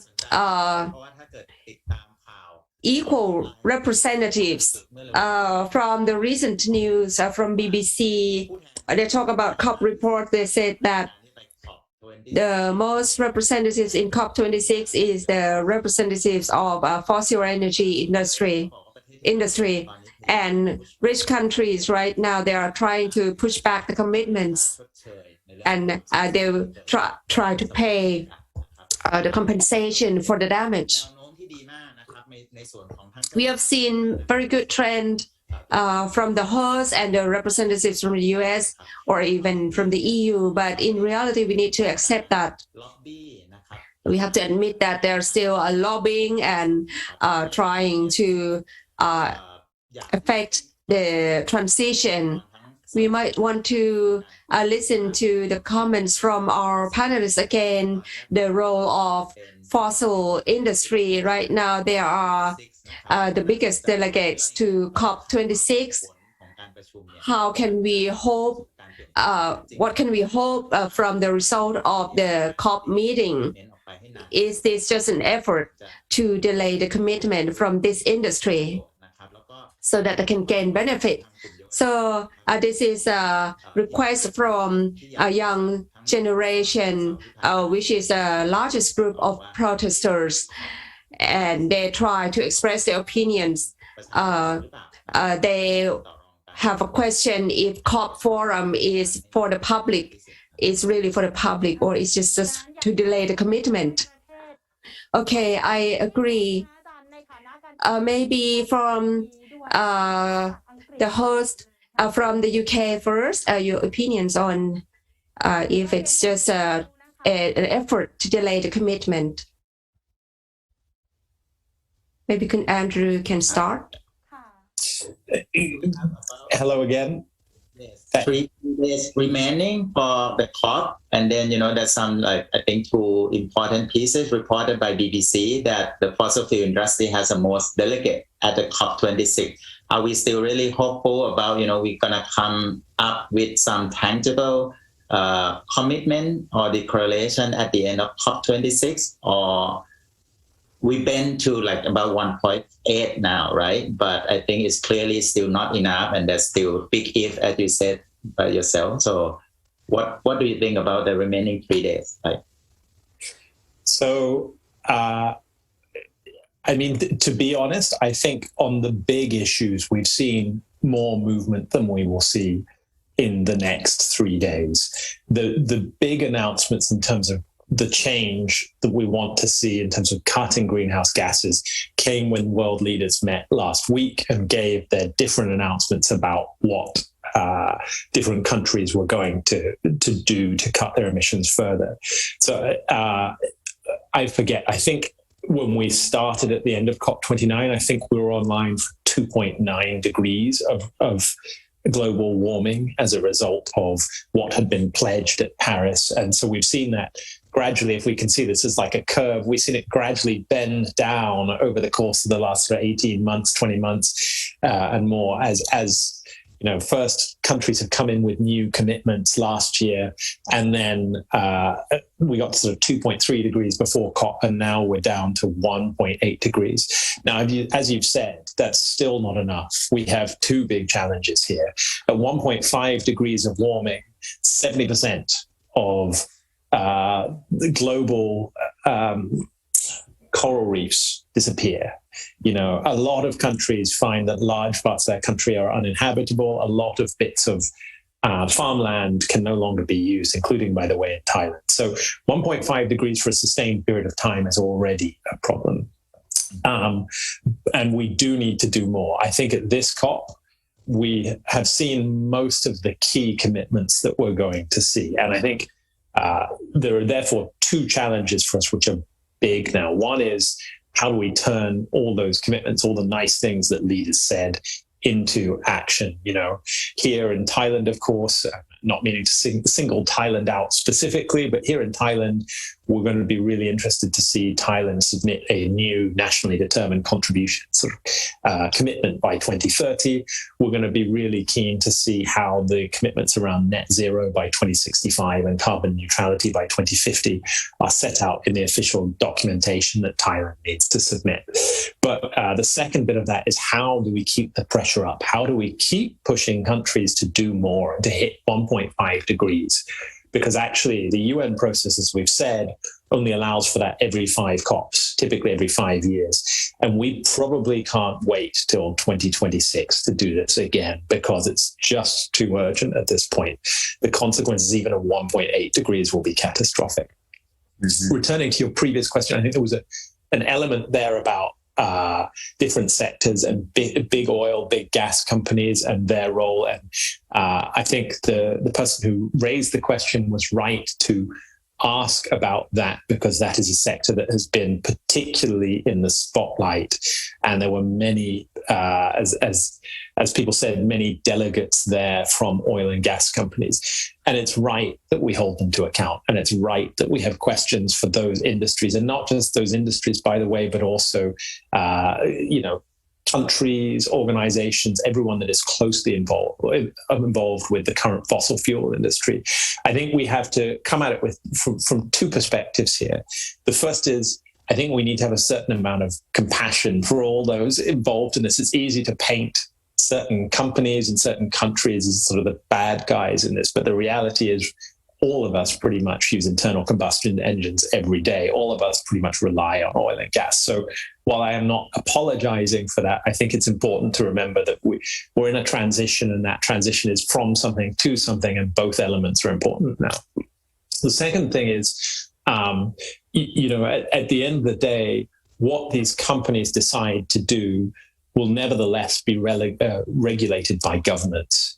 And more we are seeing governments step in, not just to say, look, in our country, you can't do this, but to start to push those requirements, that regulation out to any companies working in that, or headquarters in that country, having to, abide by wider requirements in terms of how they operate around the world. So things like net zero commitments for companies, maybe forced upon them in the UK or wherever it is, but will apply to their entire operations globally. And that's why we've got to the point in the last, 2 years or so, where we've gone from 30% of GDP being covered by net zero commitments to 90%, because some of that is countries signing up to do net zero commitments, but some of it is companies that are either signing up themselves or covered by other forms of legislation and other requirements. Mm-hmm. Thank you so much, Andrew. I think I'm just gonna follow through to Ivan, because I think the issue of fossil fuel subsidy is quite, it's a lot of discussion as well, that we still lack a lot of investment for climate fund. But at the same time, it seems like the government around the world still providing quite a lot of subsidy to fossil fuel industry, which is, is still the main greenhouse gas emission. In your view, how this going to transform, or do we have any hope to change that scenario quite soon? Well, I think, just to kind of follow on what Andrew said, I think there are a couple of things that I wanted to piggyback on that I think he said really well. And one of them is that, the participation in these energy companies at COP26, the fact that energy companies are some of the biggest participants there is a good thing. These are going to be companies that need to be, really part of the energy transition. And when I talk to energy companies here in Thailand, if I talk to PTT or Banpu or Bangkok or BGRIM or any of these companies, be they, kind of government linked or otherwise, they all have energy transition plans. And I think they all see themselves as part of this global move to alternative energy and low carbon development futures. I think just from a development standpoint, from a business practicality standpoint, these companies see that they need to evolve and are investing significant resources in making that happen. So I think that's kind of outside of the subsidy question. I think the subsidy question is about how do you send the right price signals, and how do you make sure that alternative energy options are cost competitive, right? But the reality is that in a place like Thailand, solar is becoming cost competitive with fossil fuel options, and companies are already investing that. The companies are already taking steps to respond to those price signals. And I think that's keeping them as part of that conversation is important. Private sector-led development is something the United States is pushing a lot, and I think that it's something that the Thai government understands very well. And so we're looking forward to working together with the private sector to make that happen. Okay, thanks a lot. I asked him about the news on the BBC about the report of the representatives in the COP meeting. They are from oil and gas industry, the majority of them. And he said that the transition, they need the representatives from the energy industry as well. And in Thailand, all companies look like they have transition plan for energy. What about the EU, Kun Sarod? What is your point of view? The target in reaching the goal of less than 1.5 degree, how is it possible? And for COP, we have only a few days left. What could be our hope? Thank you for the question.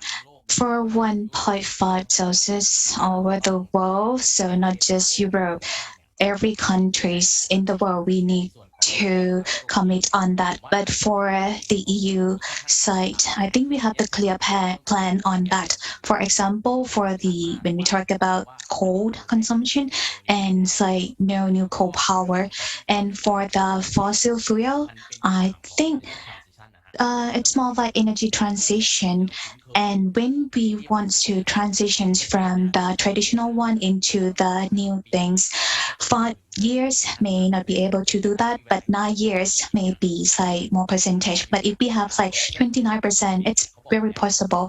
In Europe, we talk about by 2030 for the reduction of GHG or carbon oxides from the transportation section, say 5%, and 14 years from here, the new cars, it will not emit the carbon dioxide. So if we have these 14 years to work on the plant, and from the customer side, yes, we don't want to pay more on that. So the balance from competitiveness from the the consumers and also the source too. And if we work together, I think it is possible, but not just one sectors or one countries can do this alone. Okay, so I have another additional questions too when we talk about the transition. And for the subsidy, for the organic agricultures and the price difference with the like in the market, and we talk about the subsidies for the farmers to support the farmers. What about the views in Europe or in EU? Personally, we need to divide it into two parts. So the method that utilized in EU or the method that the EU offers and proposes to the other countries, for example, the developed countries. So because the structures of the administrations for each country is different. So for the European countries, if the country when they have the readiness more than the others, because like for the for this perspective, say the northern and the southern part of the European countries, they have say different needs and goals. So for the EU, we have the agreement frameworks. So for this blocked, so what are the agreements and what can they implement on that? So it depends on the blocks. And if EU propose this to another country without thinking about this perspective, we cannot do that. For example, if we want Thailand to have the method or the policy like in European country, it's not going to work out. We need to adjust from into the Thai context. So things that Thailand can do, otherwise we cannot just like move Europe into Thailand. But it takes time to learn and also choose like the best practice on that. Okay, I understand about different contexts. And for the COP26, if all the countries that attended this forum, if they can have the 50% of reduction, can we have the temperature by like 1.5 Celsius? So my question is the burden or even the participations for the countries, if they have their goals like by this percentage or differently, is it enough? That's my question. And the other question is their standpoint, because for the developed countries, like do they help the others enough? And also the role and responsibilities of the developing countries. Well, there are like different informations that we learned from here, because we have to like have the studies like thoroughly. So maybe this one Dr. Seri can explain more, because when we talk about the carbon dioxide rate, and maybe because this question is not direct to me, but for me, I can talk about what can we do that we can reach our goal. For example, if we have when you talk about the companies that they worked on energies and they have the certification on the carbon topic, and they announced that they will have the net zero and net zero emission. And one more thing, they might have invested in growing the forests or carbon credit, but it's not anything that directs to the cutting greenhouse effect. If you look at this way, the forests that they will grow, it can be the areas that it's like where the people's lands, like the community's land, because for the countries like Uganda, they may have the people move from the area because they want to grow the trees. So these can expand the gaps, and some of the businesses, some of the companies, so not just the energy industry, but the others too, that they have the certificate on the carbon issue.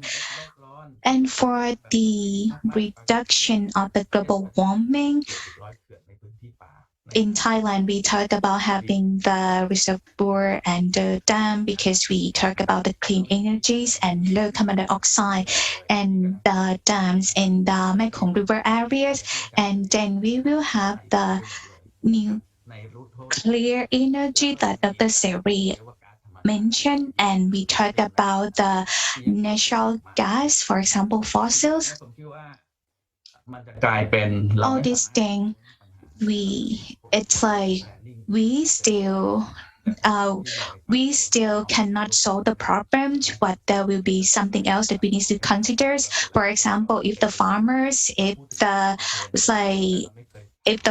they cannot adjust themselves or they cannot adapt to the situation, then the hope that we have to deal with these companies directly, we need to sit and talk for if we don't talk about trading much, except that in this case you cannot do it at all. So I think that we have to divide this topic into two parts, because if you just care for the figures, yes, you may reach the figures, but for the real problem, it still be there. And because if when we talk about the issue, right, deforestation, or say the people, the farmers who have to move to the urban area because they cannot live in their hometown, or it affects their life, because we want to reduce the gap on that and we want to empower the people, right? When we have them understand the common goals that we have and why we have to be involved in this issue together. So if they can understand all these, I think we can solve the problem. Well, I can see the pictures because to reduce the global warming, the Glasgow people, other people, they need to be in the part of this too. And the team told me that we have 10 more minutes. So for the audience from Zooms or from the Facebook Live, if you have questions or if you like to learn about the policies from the representatives here, you can send the questions, because within these 3 years, we want to know the conclusions of COP26.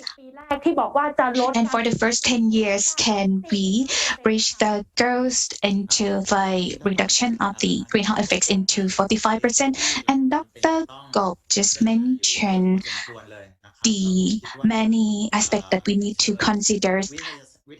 I think that for the scientific will, we need to think about the commitment and the reality, because for the international energy agencies, when we talk about hope, we need to cross-check with them. I like to listen from Dr. Seri because from the recent development, from the representatives from the UK or from the US, Dr. Seri, what do you think about this for the hopes in the scientific field? Thank you. And I agree with Dr. Gop that for the COP26, and when we talk about this, we need to talk about SDG too. So for the UN 2030 Sustainable Agenda, and if we talked about by 2030 and 2050, we will fulfill this 1.5 degree, but we don't fulfill the SDG 2030 or 2050. So it's not working, and there are some inequities too in this. And when we talk about the oil or the gas companies, if they have their own plans, and because for example, in Thailand, if we cannot fulfill this goal of 1.5 degrees, and for the measurements that we have, if it's not effective, then Thailand, so what are the sanctions, if it's going to incubate the sanction on trade barriers, because we are the exporting countries. So when we talk about if we cannot fulfill all those sectors, what are the effects that going to be in the future for our countries? And for the trade barrier policies, I think the companies, they need to think about it very carefully, because when we consider GDP as well, we need to look at this topic very serious. And I think right now, the restriction for the way out, well, they offers or they propose the result or the answer, but they ask the countries to continue and consider and working on it.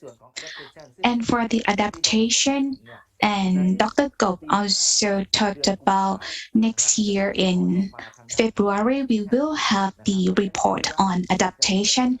I think that it will be the times that we will look at the plans for IPCC, and then we will send this to the organizations or the world leaders, and how can they integrate that into their plans. Thank you so much, Professor Seri.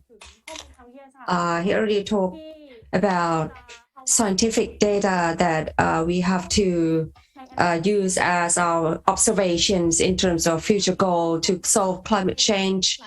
Right now, we have a Zoom audience, a lot of Zoom audience, and if you have any question, please feel free to raise your hand. You have any question?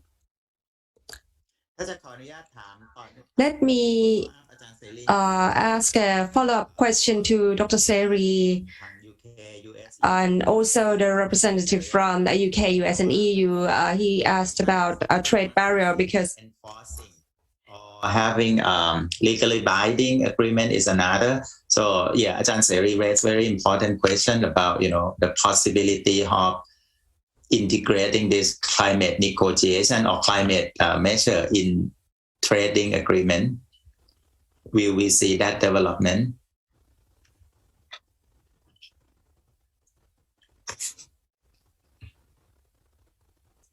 Sorry, were you asking that question to me? My thing cut out. Were you asking me? Yes, sorry. Apologies, everyone. I couldn't hear you for a second there. So this is something that's being discussed a lot now, right? And I think it's a really interesting question. One of the things that we've seen in trade policy in the last 10 years, maybe a bit more than 10 years, is this system whereby countries, and particularly countries that have larger economies and therefore have more power in trade discussions have started to impose their values in every sense on others. And in Thailand, we know about that because we've heard about the issue with labor laws and fair treatment of fishermen and how the EU effectively red-carded Thailand in respect of that. But certainly for us in the UK, as we have started to develop our own trade policy, having left the EU, we've thought about a whole range of things that might or might not factor into trade, but also new ways in which we ask our suppliers to do this. I think to factor in climate change to what they are buying and bringing into the country. Now, no country to my knowledge has yet done this, but I think we're probably quite close to doing it. And I think there will be two reasons why some countries, and I don't think it'll be the UK that starts, might go that way. And one of them is because, of course, it's an easy way, or it's a powerful way to push the obligations around climate change to countries that might not otherwise take part in the way that most would see as being fair. But the other thing is there's an economic imperative to start to do it, because if you are, I don't know, producing some product, say cars, and your manufacturers have to consider the low carbon aspects of production. They have to produce in a certain way, and that's not true in another country. There's going to be a difference in cost because of the requirements on one side to be more sustainable. So pushing out that requirement for sustainability around the world becomes important for economic as well as climate reasons. And I think it is likely, if not in the next year, that in the next sort of 5 years, we start to see much more of that. Thank you, Andrew. ครับก็ถามประเด็นที่อาจารย์เสรีฝากถามนะครับ Yeah, I just asked them the questions that from Dr. Seri, because we have heard the experience shared in many aspects. If we say this is carrot and stick, I think this is a very powerful stick. To induce changes. We have seen a lot of things. For example, for fishermen, the EU already gave us a yellow card, and there is a huge reformation of fishing industries that we have not seen for decades. So this is the evolution that we need to follow, how it goes. And international trade will play important role to mandate the large manufacturers to adjust themselves to the global trend. Ajahn Pet, I'm afraid if there is no transition period, if we force them to have carbon footprint or water footprint level on their rice, they cannot survive. That's why I raised this issue. A moment ago, I saw a hand raised, Kun Apichai, in Zoom. Good afternoon. Let me speak in English because I want foreigners to understand. By the way, I'm independent expert now, but I used to work for ASEAN. You know, the IEA and also the ASEAN Center of Energy projections that in ASEAN countries, which Thailand is also one of the countries members of, they're still going to use coal and fossil fuels up to 2040 as a predominant source of energy, production, which seems to go against the trend of what we are talking about, right? In other words, another 20 years from now, only then after that, then they would maybe start to decline or use more renewable. So is there any way, the question is then, is there any way to really fast track the transition or really actually reverse costs? You know what I mean? This trend of ASEAN is just not sustainable, okay? And it's going against the global trend of reducing and carbon emissions or greenhouse gas emissions. So my question is both for the members countries like Thailand and others, but also for donor agencies like EU, US or UK and so forth. How can you help ASEAN to change its mind? But bear in mind that there's still a lot of coal-producing countries in ASEAN that wants to use coal, right? So how do you sort of convince them to say, hey, your plane is going to shoot the runway. It's going to go fall off the cliff if you don't change course right away. How do you increase the reverse thrust, basically? Thank you. ขอบคุณครับน่าจะเป็นคำถามถึงทาง Thank you. I think that's the question for. Thanks for the question. I think actually many countries, many large countries, have the power to push forward and to support ASEAN countries in the right direction. So this question, may I invite Kun Sarot from EU? Kun Andrew is also raising his hand. May I ask Kun Andrew to answer first? Sorry, Kun Sarot, I hope you didn't want to speak on this specifically. It just occurred to me that I might be able to add something on this. The first thing is, I have to say, Dr. Apachai, if you know how to do this, if you know how to convince ASEAN to change course as you ask, as you suggest, do get in touch, because we would love to know the answer to that. But what I can give you are a few reflections. So this is something that we've been talking to ASEAN and to individual ASEAN member countries about really extensively for more than a year now. And as part of COP26, there is a clean energy transition statement that we try to get countries to sign up to, and also what we call the No Coal Compact, which is basically a commitment for all countries both to stop building new coal-fired power plants and to phase out the existing coal that they had. And it's something that we've been really pleased to work with our EU colleagues on, with the US and others on. So we've had a really extensive discussion with a lot of member states in the region, ASEAN member states in the region about this. And what we did was we formed something called the Energy Transition Council, and we brought in the 8 largest multilateral donor organizations, along with some of the key bilateral donors, including those that are on this call, and really said to each of the countries, look, we'll sit down with you individually. What would be the things that would help you to transition? What do we need to offer? Is that about providing the financing? Is that about providing the expertise? Is there something else that we're missing here? And that has had some traction, but I think probably not as much as we had hoped. And I think part of the reason for that is that, shifting an economy to go from, being more powered by coal to being less powered by coal is very complex to what you've described there. It's often about thinking about the livelihoods of those who work in the coal industry. There's a huge amount of finance involved.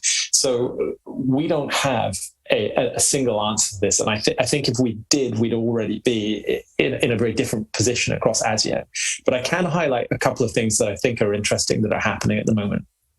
The ADB has a really large, and we've just added to it as the UK, fund, which I think is called the ASEAN Catalytic Facility for Low Carbon or something like that. And that is of the order of sort of billions of dollars, I believe. And that is funding that's available with sort of special terms for exactly this kind of thing, to start funding those countries that want to either turn off or reduce their reliance on coal. And so I think that will provide some financing. And there's a whole series of these other kind of concessional finance opportunities coming up.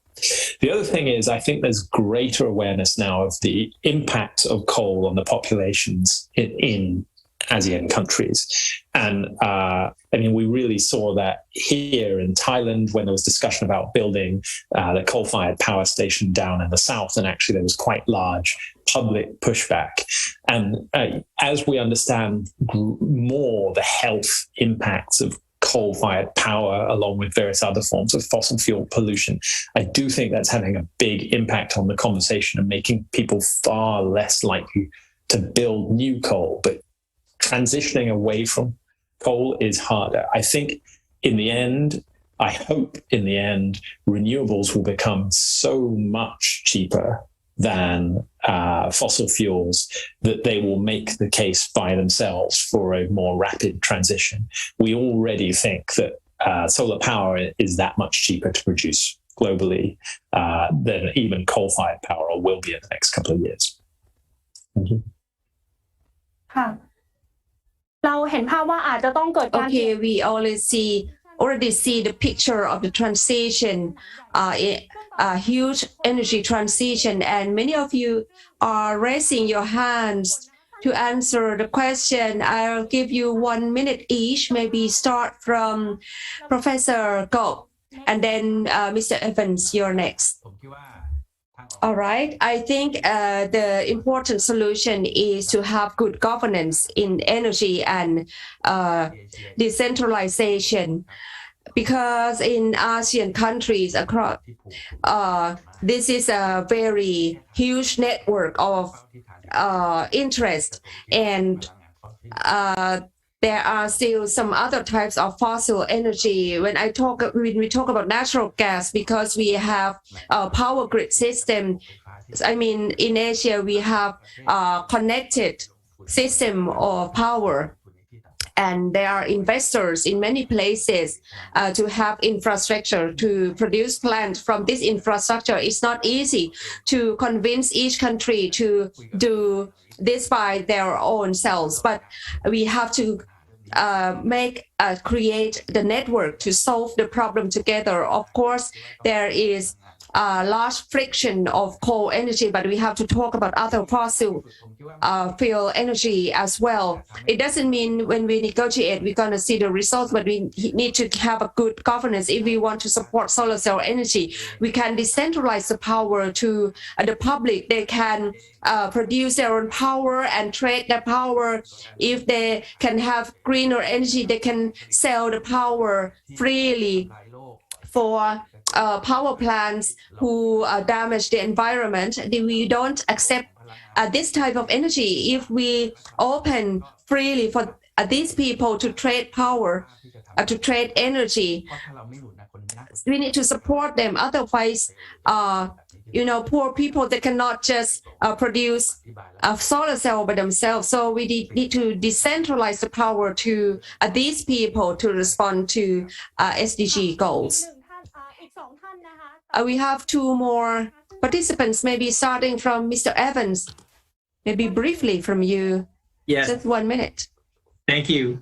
So three points I want to make. One is that, and relating to this idea of how do we get countries off coal, one is to make those alternatives both technically possible and cost competitive. And I think the kind of use of prosumers, what Dr. Gok, which is talking about, changes need to be made to the grid and to the regulations to allow for that to happen. The U.S. is helping Thailand to make those changes to make some of these alternatives possible. I think the second thing is helping with centralized planning. And, Thailand is developing its national energy plan now, which is going to be launched next year. And we are working very closely with the Thai government to try to think about alternatives that could be integrated into that plan. And I know directly with ASEAN, our USAID regional mission is looking at that kind of broad scale energy planning. But then the third thing I wanted to mention, and I think this is very important, is again that demand signal that's sent by private sector companies. And one of the things I mentioned in my presentation was this Clean Energy Demand Initiative, which is these are agreements that we're doing worldwide between big companies and governments to say, look, in the future, we're going to purchase a certain percentage of our electricity from clean sources. And that's what you need to drive new infrastructure investments and to make those cost competitive with fossil fuel alternatives. Thank you. ค่ะทิ้งท้ายสั้นๆนะคะเราเข้าใจว่า Okay, we understand that ASEAN countries and many member parties are from EU. So if you have any thing to conclude, you have 1 minute. Kun Sarod, it's the floor is yours. Similar to you, Punapishai, I don't have the answer how to convince ASEAN to stop using the coal. But then let me couple, this question with the previous question on trade barrier. เดี๋ยวผมจะยกตัวอย่างง่ายๆนะฮะที่เมื่อกี้เราพูดเรื่อง trade barrier ตอนนี้ EU ร้อนตอนหนึ่งออกมาชื่อ CBAM. We talk about trade barriers, and EU have a carbon adjustment mechanism. And if you want to import or export anything to EU, and if the carbon is high, you need to have a CBAM certificate. But the most important thing is that, as Dr. Seri already mentioned, if we limit the rice industry, by using the label in year 2023, it's going to be implemented. So from now on, we have 5 years to see which exporters have problems. So if you have any question or any answer on the poll, please also let me know. I would be curious to know too. ขอบคุณครับ Thank you. ครบถ้วนแต่ละภาคส่วนนะคะอาจารย์เพชร ครับก็ Thank you, Ajahn Pet. Would you like to summarize, please? Yes, it's very important today for the topic that we discussed, and yes, I can see hopes too. And for this meeting, and for when we talk about COP26, yes, it's very important, maybe the most important, someone say, and we can see the commitment to change. And for the climate change, it is the cross-cutting issue that it includes many issues that we are facing these days.